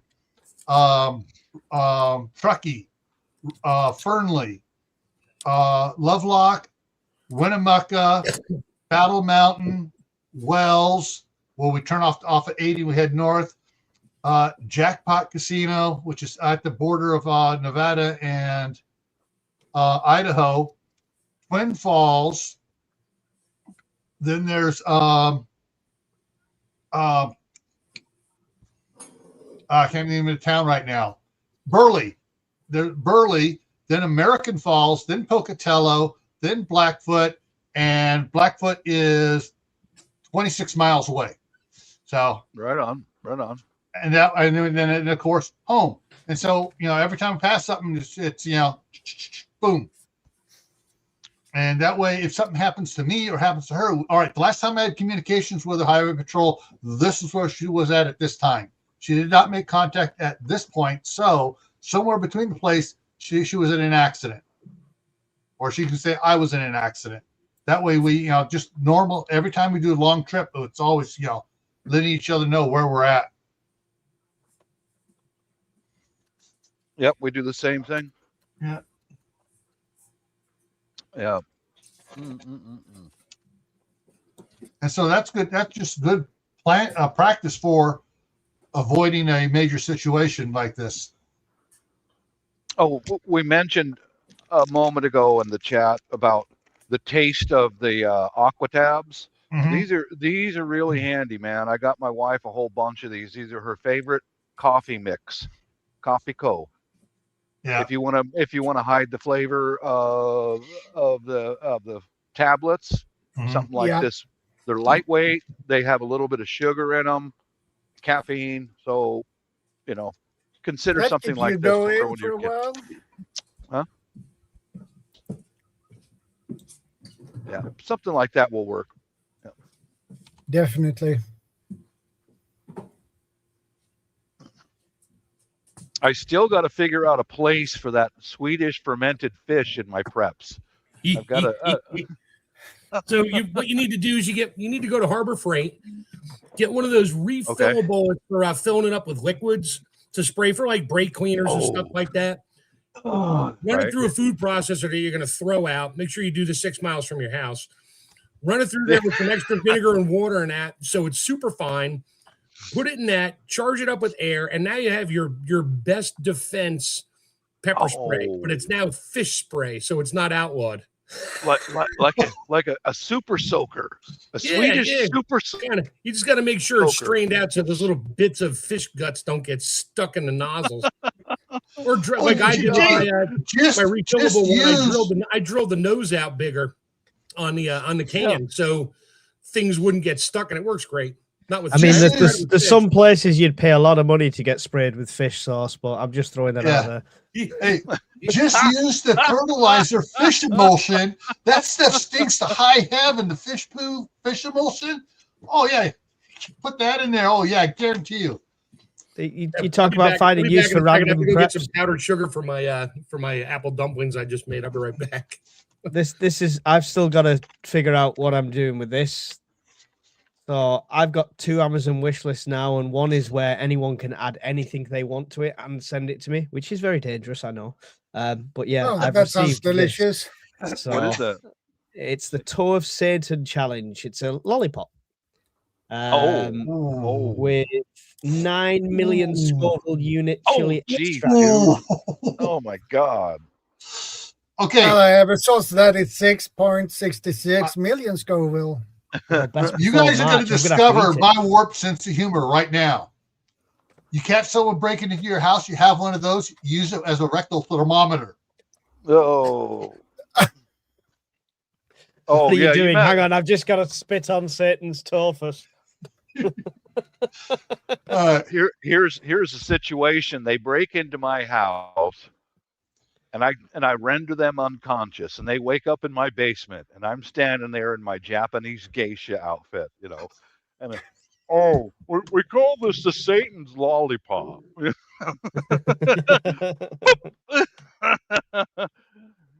Oh yeah, I'll bet you regret being born right about now. You must put the lotion on the puppy. Oh God.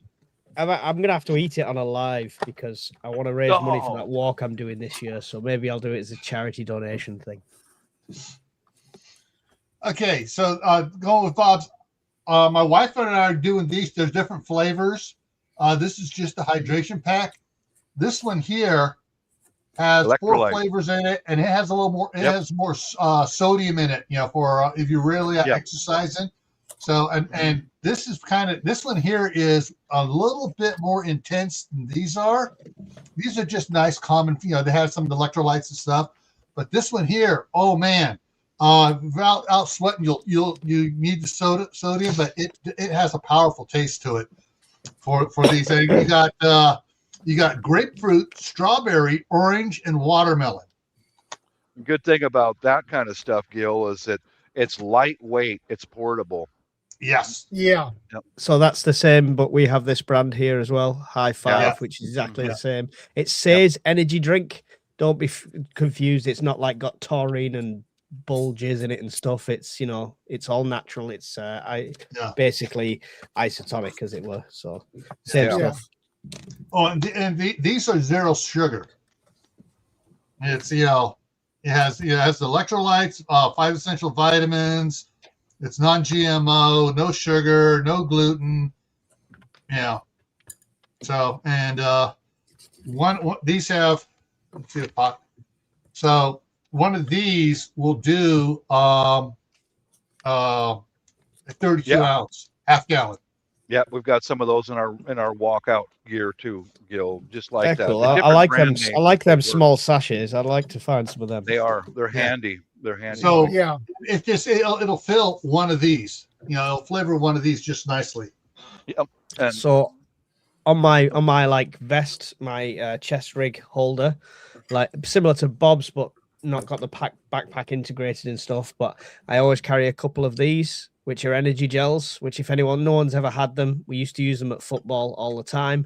It's just a flavored gel. It's a concentrate of similar sort of isotonic drinks.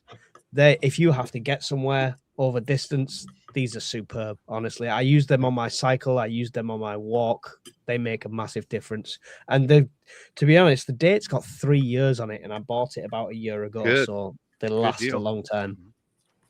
That's good. Here's another energy booster. I have this in our walkout gear. They're glucose tablets. They're flavored. They're a large tablet. Put it in your mouth, chew it up. Especially, let's say, if you're tired and now you've got to stay awake while your family's sleeping, drop one of these in your mouth. It'll help to keep you awake. Glucose tablets. They're inexpensive. They're readily available. But I've got some of them as well. Anyone in the UK, by the way, so the supermarkets do their own brand of them. And they're exactly the same, and they are dirt cheap. It's a prep not worth not having. I mean, I don't know how much they are over there, Bob, but the tubes over here you can get for like £1, £1.20. Yeah, they're real cheap. We can get a whole box of like 20 of these for just a few dollars. Yeah. It'll get you through a situation. That's something to just get through the situation until you can get to like our plan is we've got several Filipino families in the area, and that's an advantage that we have is Filipinos will never abandon another Filipino and their family. We've got a place to be able to march to, get there, and have relative safety. And this, if you're on the march, something like this will come in really handy. Yep. Electrolytes and good socks. And I'll say it again: if you can get out, leave. Yeah. Just get the hell out of there. Yeah, I mean that sounds like the ideal situation. Having a community like that you can get to is superb.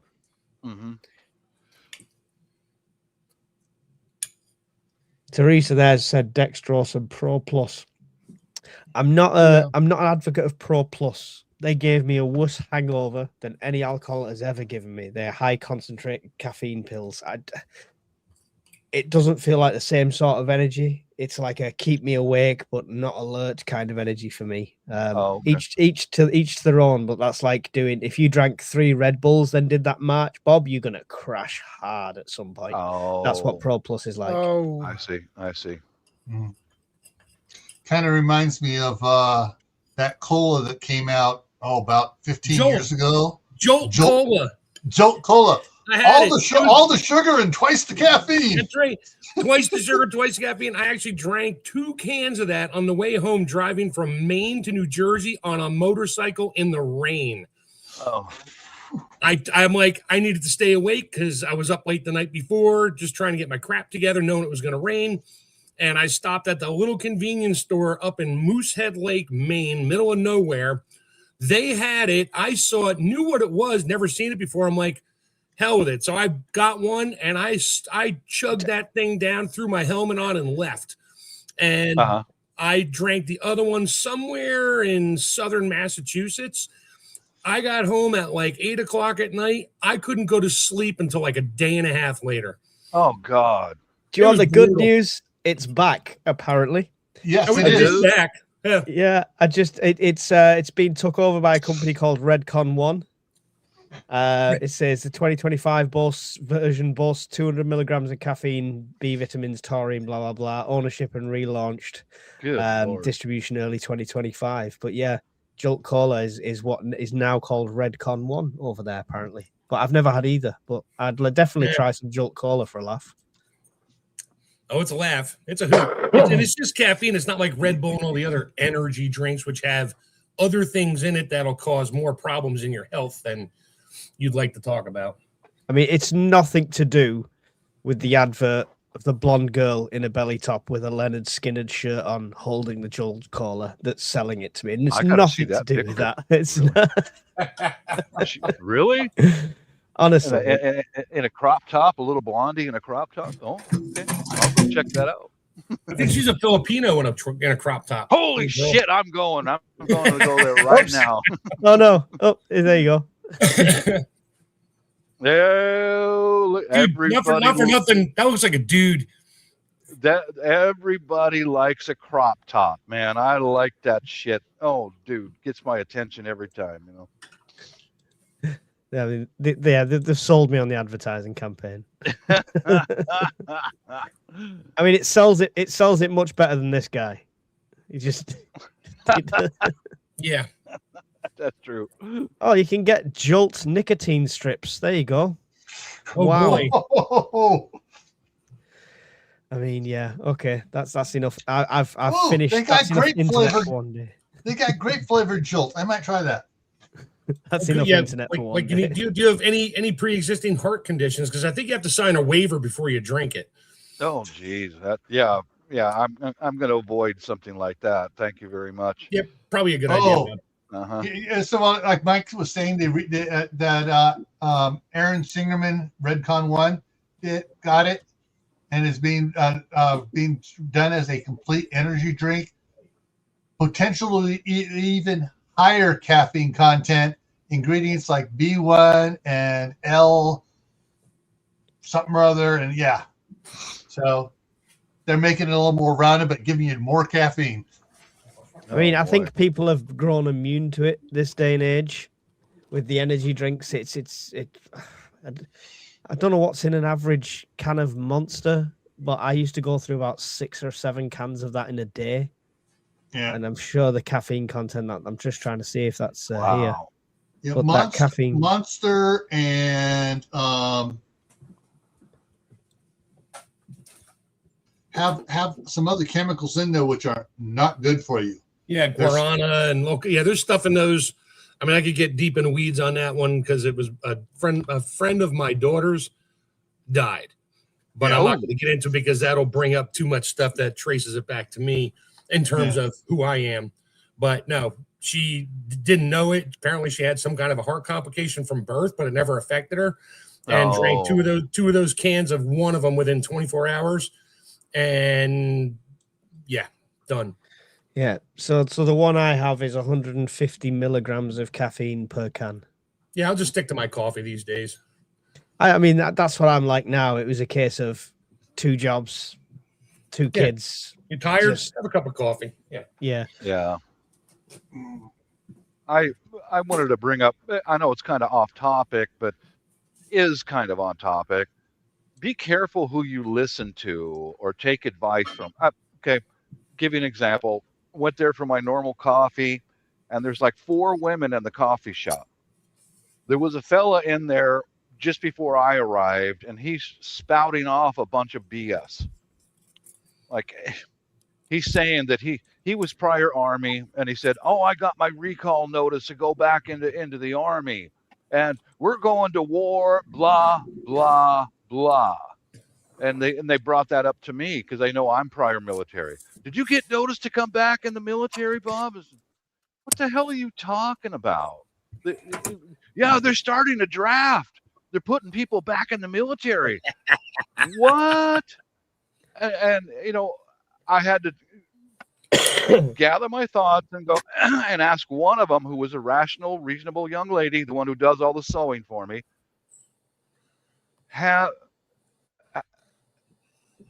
Is that okay? Have you known someone personally who's gotten a draft notice? And finally, after asking her the same question 3 or 4 times, she went, "Well, I know a guy and his friends said." I said, "What are you trying?" You know, there's a lot of people out there who will believe anything that they're being told. Don't just try to verify and filter your way through the BS. That just happened to me yesterday. Bob, they're going to call you back in the military. No, they're not. Yeah. Every large prepping channel knows a guy. Knows a guy. It's a guy. Yeah. I have confirmed sources, like the news does. We have sources, but we can't tell you who they are. Hey, Mike, I have 21 subscribers now. Thank you. On the way to the big time. I'm dying. That's funny. Okay, that makes it so, okay, if I get 30 subscribers, I'll put a video up. Now, the only thing I want to figure out is, and I'm kind of against it, I want to try to figure out, and I probably have to pay for it, how to use like AI to take the fat dude on a sofa and make him talk. Right. Message Brian. Brian knows how to do that. Message Scottish Prepper 73. He's paid for every tool under the sun. He'll tell you how to do it in the best way and whether it's going to cost or not, and he'll show you how to do it. And he's not like a crazy web designer or anything like that. He learns it on the fly as well, so it's easy to. Yeah, that's how I do it. I'm like, okay, if I knew how to work AI and I sort of understand it. But I can make the fat dude change his appearance a little bit, put some other things nearby, like a pile of beer cans and Cheetos and stuff like that. And have you seen his talking fish that Brian has on his channel sometimes? That's all. He's done the same thing. Like, all right, Brian, if you're listening, I'm gonna message you on the app. What's the app that I'm on? Discord. I'll try to message you on Discord and say, okay, Brian, I need some help here, info, something. Just tell me what they get, order, download, and I'll mess with it, dude. That I would actually spend more time on that than my Chef Tech or Mad Chick channel, putting funny shit out. And you know what? It'll work as well if you do it like as if it's supposed to be a serious fat guy but satirical. It will definitely go. Oh yeah, Chef, when you get that all worked out, would you please do something to satisfy me for the rest of my life? Incorporate that Swedish fermented fish into one of your videos. Oh shit, man! Now I got a million ideas floating through my head. I'm done. There it is. Server's about to crash. Why did the grid go down in 2026? Mark discovered AI. Shit, Mark, he got hooked on AI and. Holy shit, you wouldn't believe the videos he's putting out now.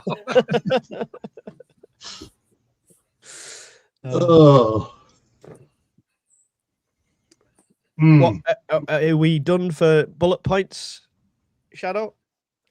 No, I had only 4. So shall we take it? My 4 points was situational awareness, home hardening, the go bag essentials, communication plans. That was the only 4 I got. Right. How about continuing on with, okay, the riots are going on. What happens afterwards when that starts happening in your city? Are you prepared for the fires? Hopefully I've got all them looted flat screen TVs in my garage, safe and locked up, ready. Then I've just got to think about how much I'm going to sell them for on eBay afterwards. And assuming the power grid comes back up, yeah. Now, Bob will love this. Bob has talked about this before. So, if the riots get really, really, really bad and it's really spreading, and now the governor or the president decides to say, or in your case, the king says, martial law. Are you ready for that? You don't want that. Yeah. We don't want that. I agree You don't want that. with you about that, Bob. Gonna rant with the mic muted. That always works, doesn't it? I was just saying, I'm ready to watch the sheeple of the UK. The sheeple, not the people. All stay in the houses, do as they're told, and clap their hands for the NHS like they did last time, which shocked me how many people did last time. And they're all going to do it exactly the same again. What does no longer surprises me in this country is our ability to do bugger all and just to sit back and think, it'll be all right. Somebody else will fix it. Because, it's all right having 3 million people march through London because they don't like something. But when the next day the government chooses to go, okay, that happened, we'll just ignore it and carry on the way we are, there's no further action. Not that I'm calling for action, but, just saying. As soon as they say martial law, people will just pep themselves and stay inside.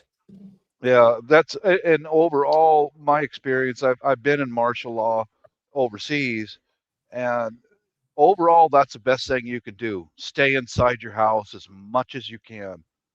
But if you have to leave, always carry your identification with you at all times, and don't go out at night. Follow whatever instructions you get. Follow them. Don't think you're going to be a sovereign citizen and prove a point. You get your head kicked in, because as soon as the army best is out case scenario, best case scenario, head kicked in. yeah, because don't be a hero. Don't be a hero. Just follow your instructions. Do what you're told. Don't listen to Bob. Fight back. Fight the power. Fight the good fight. Yeah, I'll convince you to do that while I'm watching you bleed in the street, and I'm good. I'll go pick your bone. You're comfortable to say this, Bob. You haven't got Keir Starmer. We have. Haven't got what? Keir Starmer, our Prime Minister. Oh God. When sitting back in the house means no free speech, no nothing. Knocks at the doors for Twitter posts, and how the UK is getting right now. Talking about banning X, by the way, I don't know if you guys have seen that. So X is the next one that might go onto the UK firewall. So we will no longer have access to X anymore, because our government doesn't like the fact that I can type in, here's a picture of Bob, put him in a bikini, and AI will show me a picture of Bob in a bikini. So okay. That's now a terrible effect to our society. So they're going to ban X. Guess what that means? One of the most reliable, people-driven news sources is suddenly gone. And we go back to mainstream media, government-controlled propaganda. Sorry, that's another side rant. I've just done a video. Please go and view it afterwards. I get it. Yeah. Did they have they banned? I should just lost it. It's a begins with D. It's a discussion private type thing. Crap. Discord. Yes, Discord. Is that banned got there? Discord. No, Okay. We've got Discord. All right. And then there's another one out there that's similar to Discord, only it's a little more open. It's then subscribe podcast guys have put it together. Yeah, it's a paid platform. You got to pay to get into it, like some of the other ones that are more free, as far as free speech, free what you can post and stuff. But so I wasn't sure if you could use something else to go internationally to pick up X on. There'll be ways. So basically, what this firewall that they put in place did basically meant suddenly overnight 30,000 downloads of a VPN happened in the UK because teenagers suddenly couldn't access certain sites to see them through their teenage years. So VPNs pretty much will go around it anyway. So people will still be able to access it, but it's how much they want to crack down then. Do they then look for people's accounts, look for where they're based and stuff like that? It's not the point of we completely wouldn't have access. It's the point that they're trying to do this that is worrying. The thing is, you can't, they'll use the premise of this firewall of protecting our children, right? Because there's not rights out there, which I'm all for protecting our children. Don't get me wrong. I've got kids. People do bad things. People with computers do bad things. You can't ban computers. Yeah? No. People with the internet do bad things. You can't ban the internet. It's the people that are the issue. There's no point banning all the social media networks so weirdos can't groom kids online, because what will they do? They'll find a way to do it in person. Yeah, they will. That's why they used to do it. The crackdown needs to be on the people, not on the technology. All you're doing is closing off avenues which you could be utilizing to capture these bastards. Yeah. And hey, here's a wild, crazy idea. Try locking them up for more than 12 months, thinking they're rehabilitated after a year, and send them back out into society. Try punishing them correctly. You'll love this. Louisiana just passed a law for I don't want to say the word because the platforms are getting a little. You can't say that. You got to use the term map instead. But if a person gets convicted of doing things with a child, snippity snip snip. Good. I don't. Do you know what? It should have been that way a long time ago. Yeah, people have talked about it's wood chipper. Well, this is it. People have talked about chemical castration. I'm like, that's too kind. I would castrate them with 2 house bricks. Not a problem. I'll do the job. I'll castrate them permanently with 2 house bricks. That's the way to do it. Why would you let them? I like the cowboy way.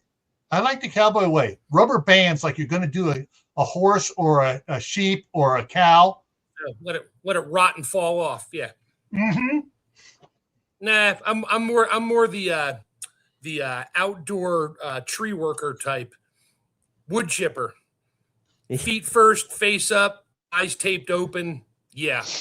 I've posted that a ton of times. No mercy for those people. None whatsoever. That's the one thing. I mean, you say as a prepper, never end up in jail, Bob. We've said it quite a few times. It's the worst place you could be. Something happens to one of my kids, that's how I'm going to end up in jail, by going after the person, because you won't stop me. I understand. I'm a dad too. Reason would not stop me. It was like when you have these celebrity cases and it's like, oh yeah, he must have done it because blah blah blah, and then he paid off the parents. Like, I'm a parent. You couldn't offer me $1 million to not get justice. So when like the Michael Jackson thing and all that, there's a whole debate there. But when it came out that the parents were like, yeah, we'd take the money and now we won't say anything more about it, I'm like, that's sus to me, because as a parent, that wouldn't cut it. No amount of money would cut it. Oh, where is it here? Shoot, trying to find the one image here. Let's just this is the only silver lining, guys, to Teotihuacan or SHTF. We can write more sensible laws after the fact. and we can deal out some biblical justice in the short term. Is it? Dang, I had my my long range remover. Shoot, I had a picture of a 20 millimeter sniper rifle. All right. And the caption under is it was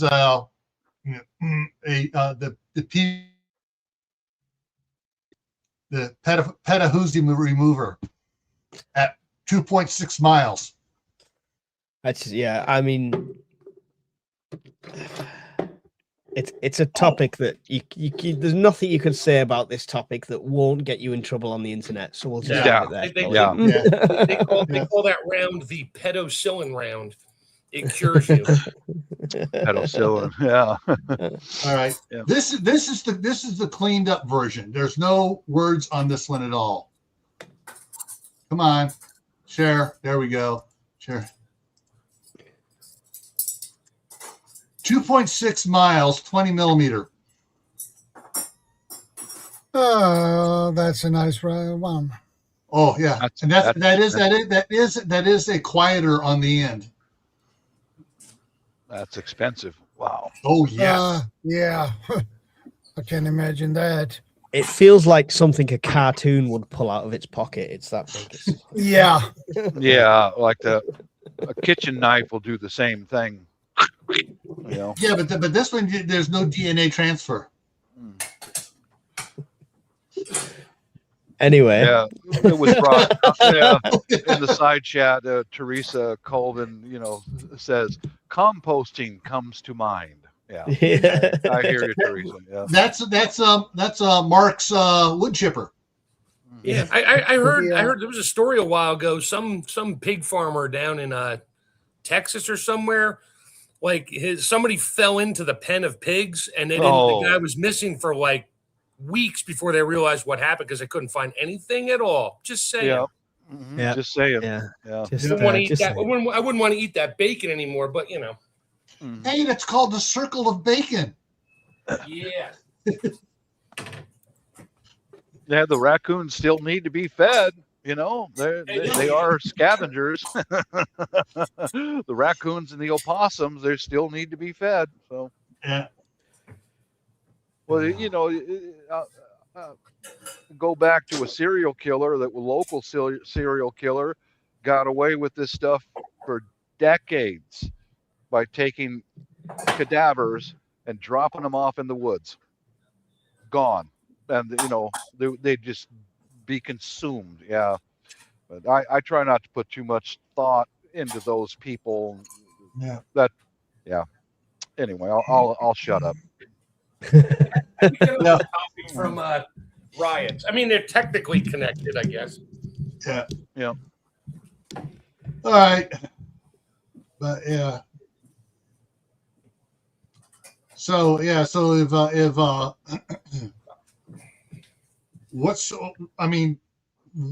what do you guys think about how a major riot is totally out of control, like Bob said, cutting down power poles and burning places down? What do you think is going to be the recovery time for people to be able to start coming home? Oh boy. Hard to say. It can take a month. It can take 2 weeks. It can take 6 months or longer. So in your bugging out, you need to plan for that too. Yeah, my plan is if we got to leave this place, a minimum of 3 days, and then come back and check and see what's left. Yeah. If nothing's left, leave it. Move on. Yeah.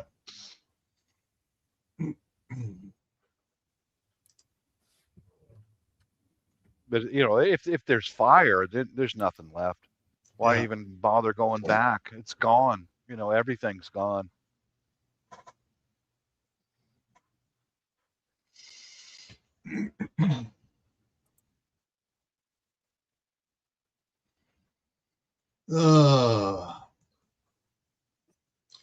trying to think.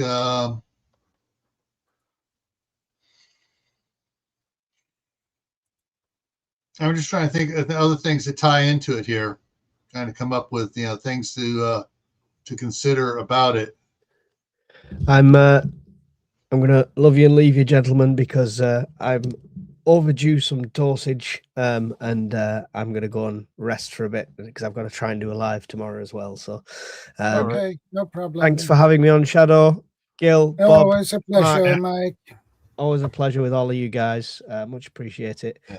Anyone watching on my channel, don't forget to subscribe. Shadow Scout Swede, Gil, Bob, Chef Tech, Sofa Survivalist. There's loads of channels. Go and subscribe to them all. Peace out. Yeah. I'll be going live Hey, Mike, I posted a message on one of the boards, and then I sent a direct message to Brian, asking for some help on the AI animation stuff. I'm sure he'll get back to you. It's his flavor of the month at the moment. He's well. I'm sure he will. I'm not in no big hurry. I'm comfy on my sofa with my Cheetos and beer. I'm good. Cheers, guys. See you later. Take care. Later. Yeah, Later. I'll be going live tomorrow, 6 p.m. Pacific time, but I try not to have the live on heavy topics. Just shoot the shit, just talk with each other for a couple hours and then bounce out. Yeah. Because I can't put my entire I can't dedicate my entire mind and life to preparedness. Yeah. Keep it light. Yeah, I got a couple of videos I gotta record tomorrow. I got a dust collector for my shop vac. To put on a 5-gallon bucket beforehand, so it collects most of the dust and doesn't plug up the filter in my shop vac. I'm gonna do a video on that. And I got from Sam's Club a rack specifically designed for those 27-gallon totes. So I'm gonna be putting that together and doing a video on that. But I got told I could take some of the frozen meatballs out of the freezer and can them. So yeah, I'm going to be working on that either tomorrow or Wednesday. So I'll be coming out with a video on canning meatballs. That's good. Wait a second.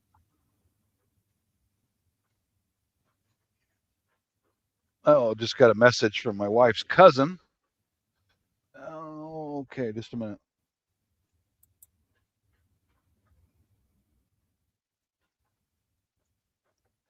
Yeah, this lady here just messaged me, kind of, she's going to teach me gardening over in her home city, over in Davao. Gardening over there is far different than gardening here. It's tropical and there's different pests and stuff like that. So she's going to become a valuable resource. Yep. Oh yeah, Kaylin's birthday is tomorrow. Right on. Happy birthday, Kaylin.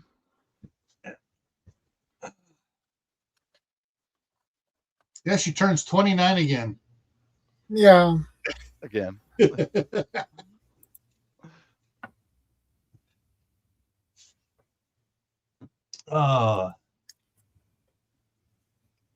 Yeah, I'm hoping soon Amazon will deliver my tactical shiwi,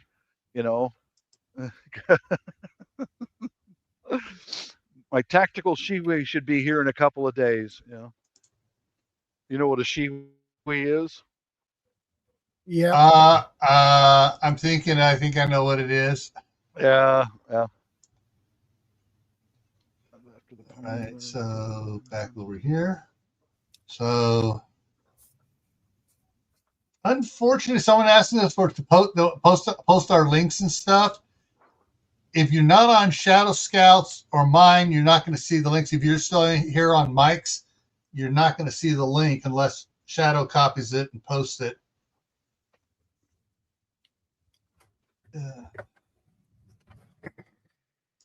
Yeah, I can post my own link up here if you guys want to.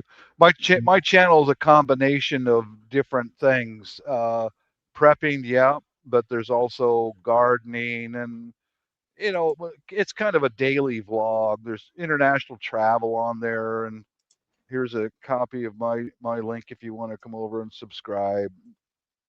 There you go. Bob N channel. Yeah. Yeah, you post wildlife things there too, don't you, Bob? Like for raccoons. Yeah, a couple raccoon videos. Those annoying little sons of, Yeah.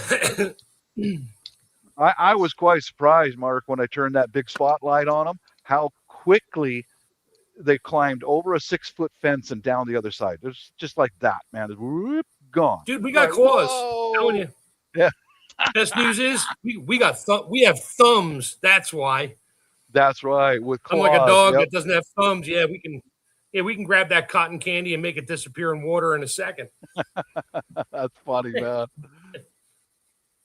But tomorrow I'll be sharing out some videos of a Japanese channel I found, because I like to watch positive things online. Like it's a couple of Japanese channels where they're getting together and clearing out waterways for irrigating their soybean crops and rice crops and things like that. Positive stuff, because I can't live in the doom and gloom all the time. I just refuse to do that. Yeah. And thanks for putting those highlights up. Yeah. Off of mics, those still watching off of mics, they can see it. Oh, okay, that's what I do for Gil. That's what I do for Bob. Mm-hmm. So, dogs are handy in a riot sometimes. Yeah.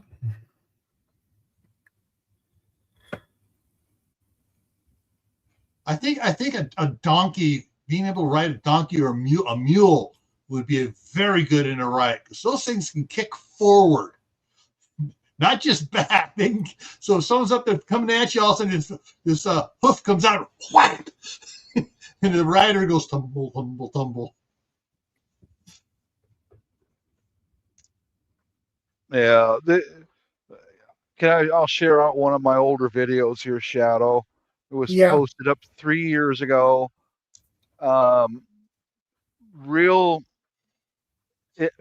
Keeping some kind of a weapon handy that's less lethal is a really good idea. But here we go. I'll share this out. This was from a few years ago. Improve my position, harness sticks. This is how I make them. I buy secondhand shovels because they're made with hickory. Those are the tools that I use to modify the wood. But if you do make some kind of a striking weapon to protect yourself, don't put spikes on it. Don't put fish hooks or nails or anything like that. Just keep it plain wood. And you know what I mean? Because if you put spikes on a club and you beat somebody down with it, after the dust settles and you wind up in court because this guy, you show intent. You wanted to kill him and you succeeded in killing him. And now you're in trouble, Yeah. But a good way to get good hardwood sticks, see how I carve the ends to create friction on the striking surface? That's the only altercation that I do. And the tools right there are what I use. And just be smart. A good old stick, and you learn how to swing it and use it, you can do a lot of damage to somebody and not kill them. Yeah.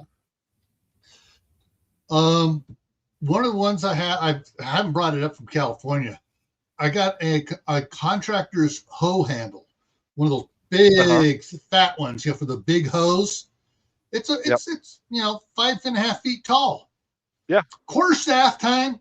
I'm going Robin Hood and Little John. Yeah. But it's one of those things. I just never got to replace the hoe handle yet. I mean the head, handle for the hoe. So it was just sitting here. I hadn't got around to it yet. Yeah, here's one of my wooden ones. It's in here somewhere. But I usually make my self-defense sticks about the same length from the tip of your elbow to the tip of your middle finger, about that long. Mm-hmm. Because you can swing it inside of your house, in a doorway or in a hallway, if you got to run somebody out of your house. Mm-hmm. The tip of your elbow to the tip of your finger, middle finger, right in there, right around 30 inches or however many centimeters that is. something like that. The escrima sticks we used Uh-huh. was 50 centimeters long. 50 centimeters, yeah, about 30 That's inches. that's more than enough. Yeah. I've tried longer, like the staffs and all that. It inside of your home or a building, that's kind of hard to use, you know. Yeah. Yeah. Anything will work. But you also consider, if you're trying to defend yourself or your family, consider less than lethal stuff too. Yeah. Or especially this stuff right here, a big old can of pepper gel. Yeah. You'll be able to get your way through a crowd of people if you have to, with a great big can of this stuff right here. You know, I watched the riot police using this, and this works really well. You know, the along the same lines, only. All right, the paintball guns. The 68 caliber paintball guns. They actually make pepper for those, and they make, they're powdered, and they make gel, and they, so yeah, those are a little bit, give you a little bit, so you don't have to get up quite so close to them. You can scatter them from a distance. I watched quite a few videos of the Portland ice facility when they're moving the crowds back, and boy, those pepper balls work, man. People run from that stuff. They run fast, you know.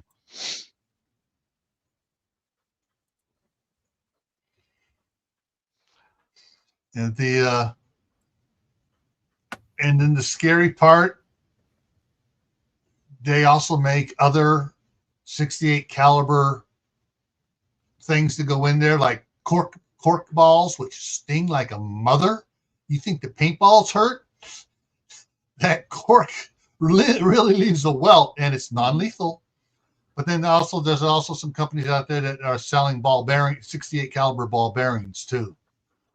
Yeah, I'd be a little leery about using one of those. But the cork and the pepper powder and stuff, I wouldn't have any problems using that. I'm gonna post because that's not lethal channel here when I find it. Yeah, this guy here, he comes on my panel once in a while. He's a weirdo, but he is, in my opinion, the grand master of less lethal. He's autistic, but he's functional. But this is a good channel to check out less lethal options. I wouldn't post it up in the chat unless I think this guy has some really valid equipment that he uses, but I got a lot of respect for him in some ways. I mess with him quite a bit, but there's his channel right there for less. You mean the slingshot? Slingshot, yeah. I mess with him quite a bit, but yeah, I know. I actually have told him more than once I respect him a great deal, because he gets trolled like you would not believe, but he doesn't quit. He stays with it, you know. Yeah, he's a great guy, but he has a tendency to talk too much. That's where I get upset with him. I got, stop. We don't need to stop the story out in 1968, okay? I just asked you how you are today. Yeah.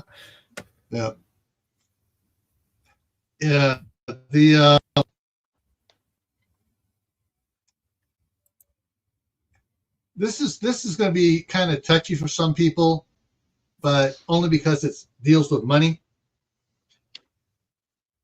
If you're in an area that is suffering from repeated riots and stuff, what sort of vehicle do you have to get out of there in emergency? Do you have a vehicle that has all-wheel drive or four-wheel drive where you can go off-road if you need to get around to get out of town? That's a really good question. Something to consider. One of the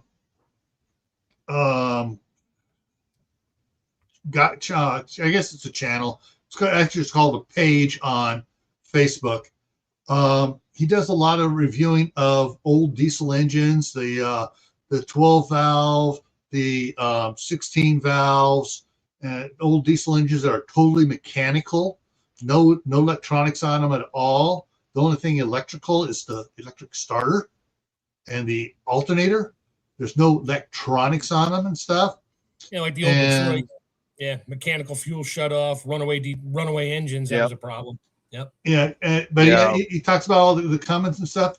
Evidently, Cummins back quite a few years ago, they went into partnership with a company over in China who is making it per spec of Cummins for these old 12 valve engine, 6-cylinder engines, and the prices are really decent. But he's pointed out they've also made improvement to the Cummins engines.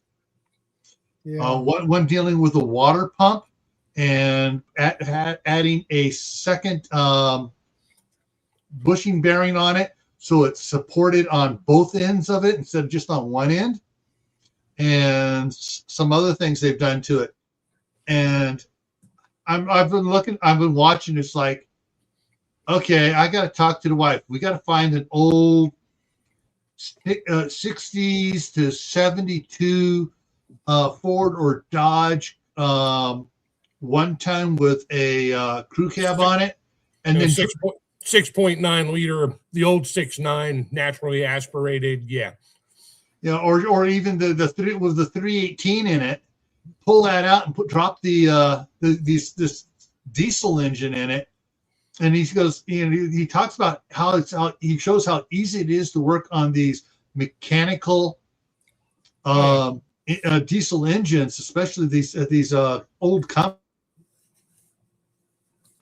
Amazingly easy to work on. He started working on stuff, changing parts out, and he goes, some of them they put this aftermarket one on. This is not a good one. Here's the part number of the one that's not good.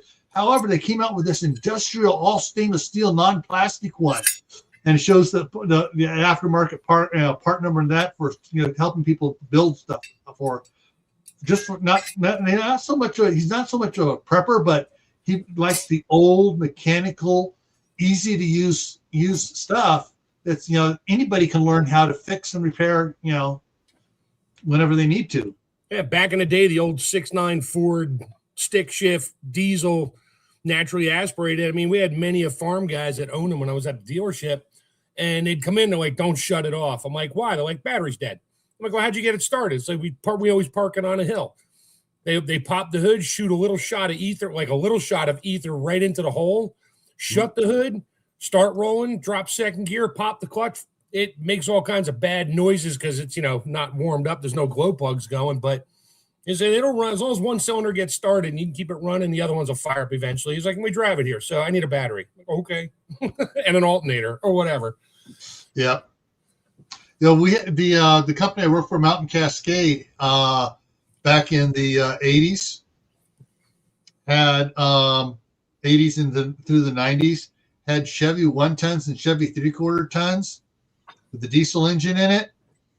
Yep. Oh, the boss came down on all the foremen that had a pickup. He goes, you will not use any type of starting fluid on these engines. It'll blow the engine really quick. What you use is, and back then, WD-40 had propane in it for the propellant. Yep. Started up smooth as silk. And we used to get a silicone in the shop that was spray silicone would start. You could run it on spray silicone. Yeah. Or just take a propane torch and just don't light it. Just open the nozzle up and just try to start it holding the nozzle over. That'd be enough to get it to pop. Won't blow it up. Yeah. So that's one of the things. Now they've changed the propellant in WD-40. It's to something else other than propane. Friggin' tree huggers. So thinking about if you have to leave your area and there's riots going on everywhere. I mean, I've heard that depending on time of year, some guys have like plows on the front of their trucks. Mm-hmm. So, and sometimes the throttles get stuck. So you might be able to get out of your area. You just got to be careful your throttle doesn't stick while your plow is down. to get out past a certain area. Just saying, not getting too detailed on it. I'm sure your imagination can figure that one out. That is something I've noticed, and Bob made comment on this once before. When it got cold, the protesters disappeared. Yeah, you can't pay me enough to stand outside and stop traffic in the road. Nah, too cold. It's raining, it's snowing, not going. Oh yeah, definitely. It's like no, which is kind of interesting. Minnesota hasn't had as much protest showing up on the news as I expected. Yeah, because it's snowing there. Yeah, it's below freezing. Yeah. Thanks, DARPA. DARPA will help us out every now and then. Here's something I want to point out. Do you have these in your home? Yep. Oh yeah. Fire extinguishers. Yeah. I have one. Good, because they use fire as a weapon. You know, just like behind Gil right there, fire. I've got 4 of these in the house. We've got one of these in every car. And also I put these in, you see right up there, that red bag. Mm-hmm. That's a fire blanket. I've got these in the house I have and in our cars. one of those too. Yeah, I've got these in the car. All of our cars have got those. So that if you need it, you can put out a fire or a person or whatever it might be. There you go, Chef. That's exactly right. Right there. Right there. Yeah. I picked this up at one of my local like Ollie's or whatever, and I saw it. I'm like, and there was only 2, and it's by HB Smith. I mean, they're not bad ones.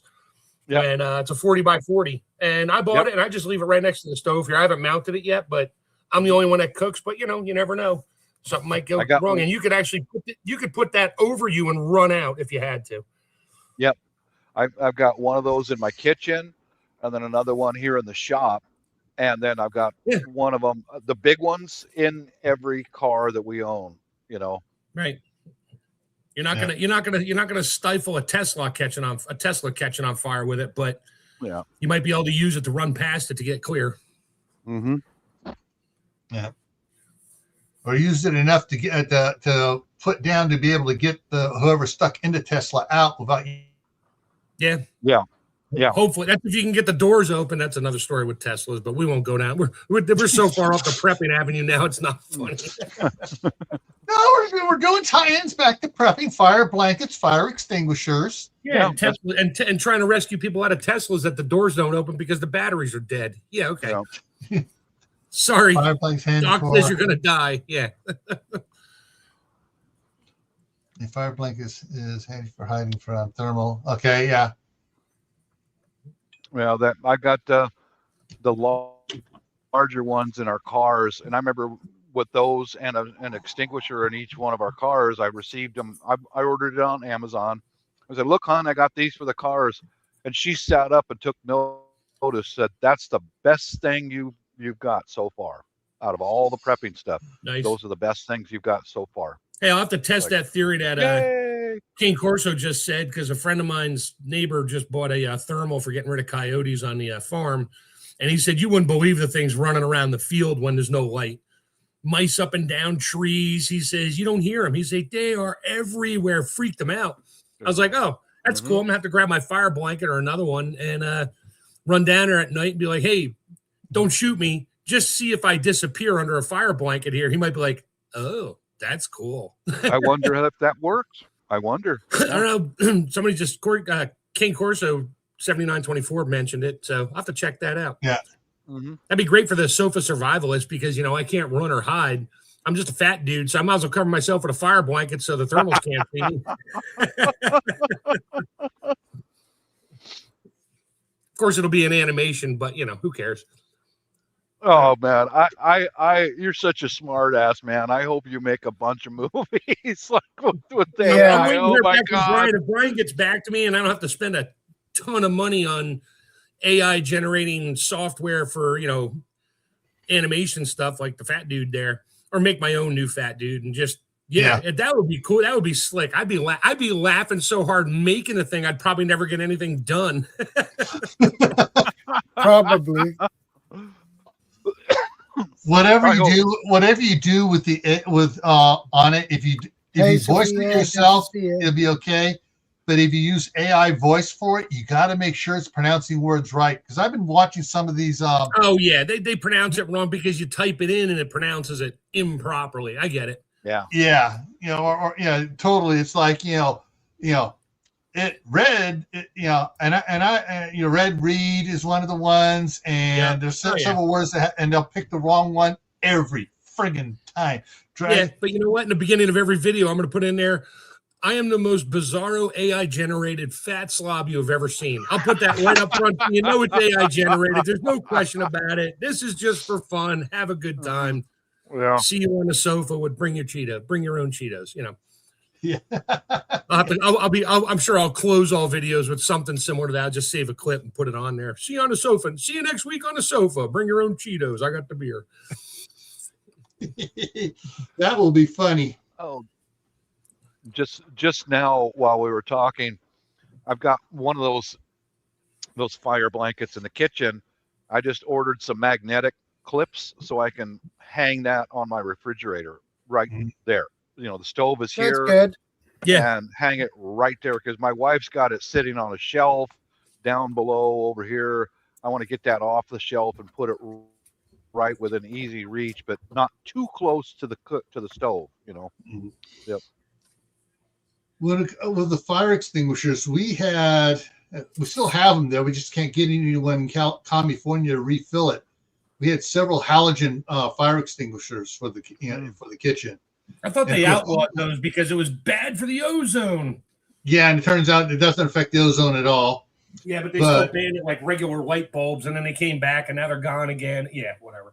Yeah. So but there are some states that are red that haven't banned them, and you can use them. But I just got to find a place here in Idaho that will refill them. If I can, I'm bringing those empty halogen extinguishers up here and refilling them.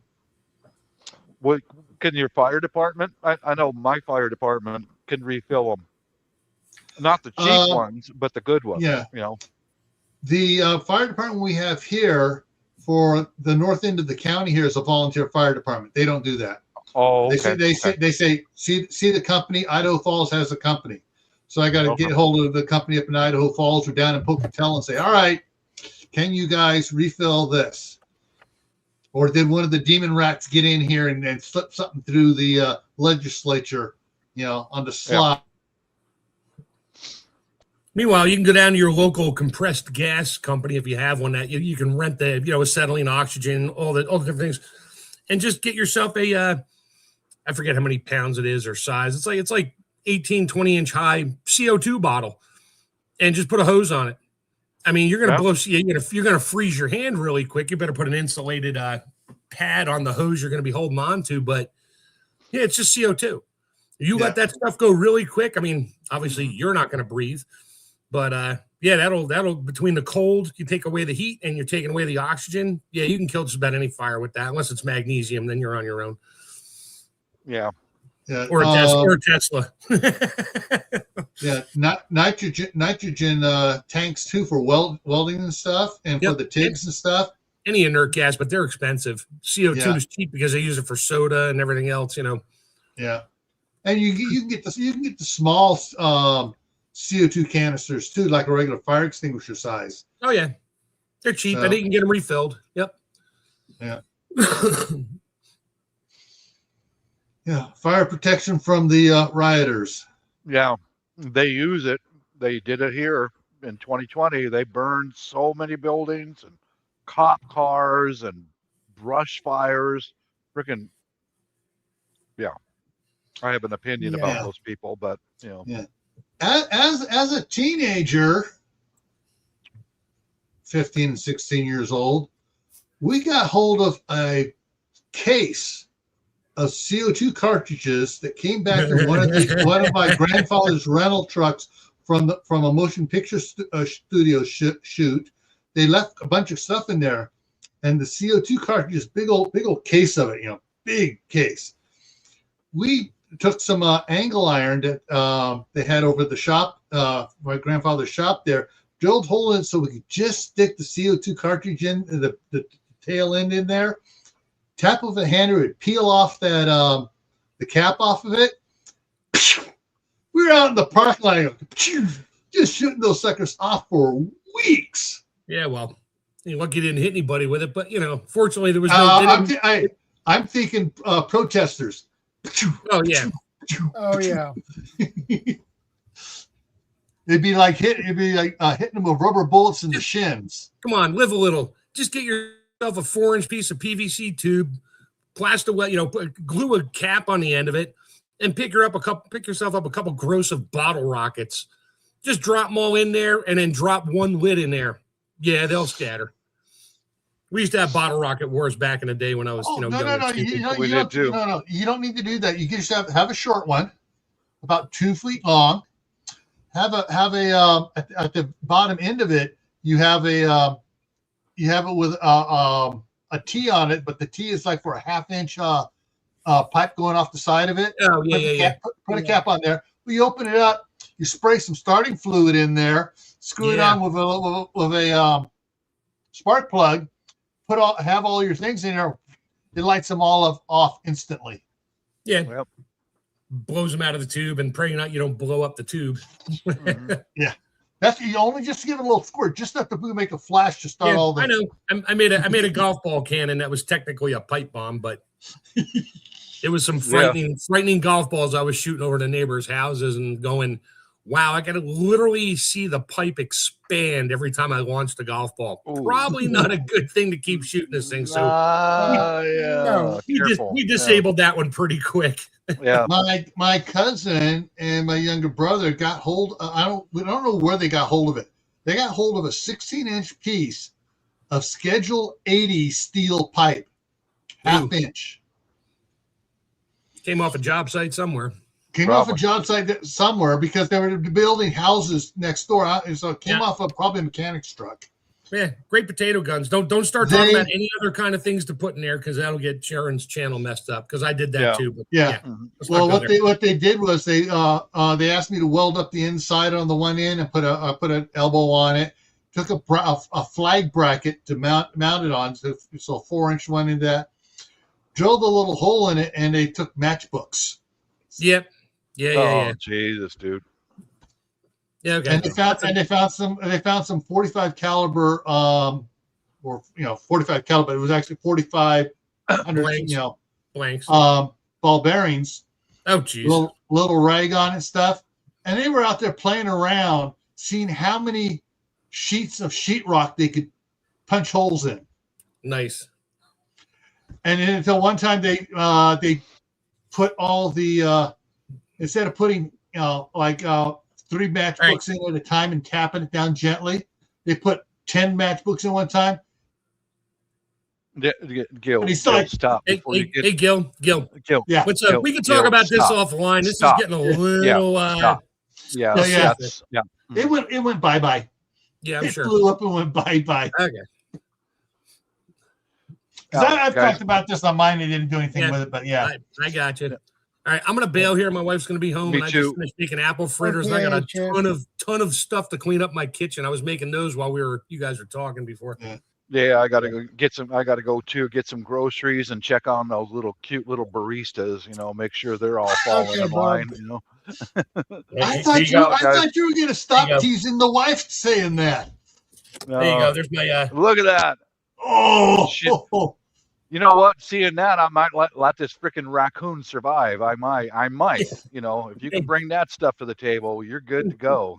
He knows how to cook. We'll go with that. Yeah. All right. Peace, guys. Thanks for having me up, Shadow. All right, later. Later. Sorry, I'm cutting out a little early. I got a hell of a mess to clean up. So I'll catch you all later. No problem. There he goes. Yeah, I'm not sure what else for. I think we covered just about everything for dealing with and escaping from rioters and stuff. Yeah.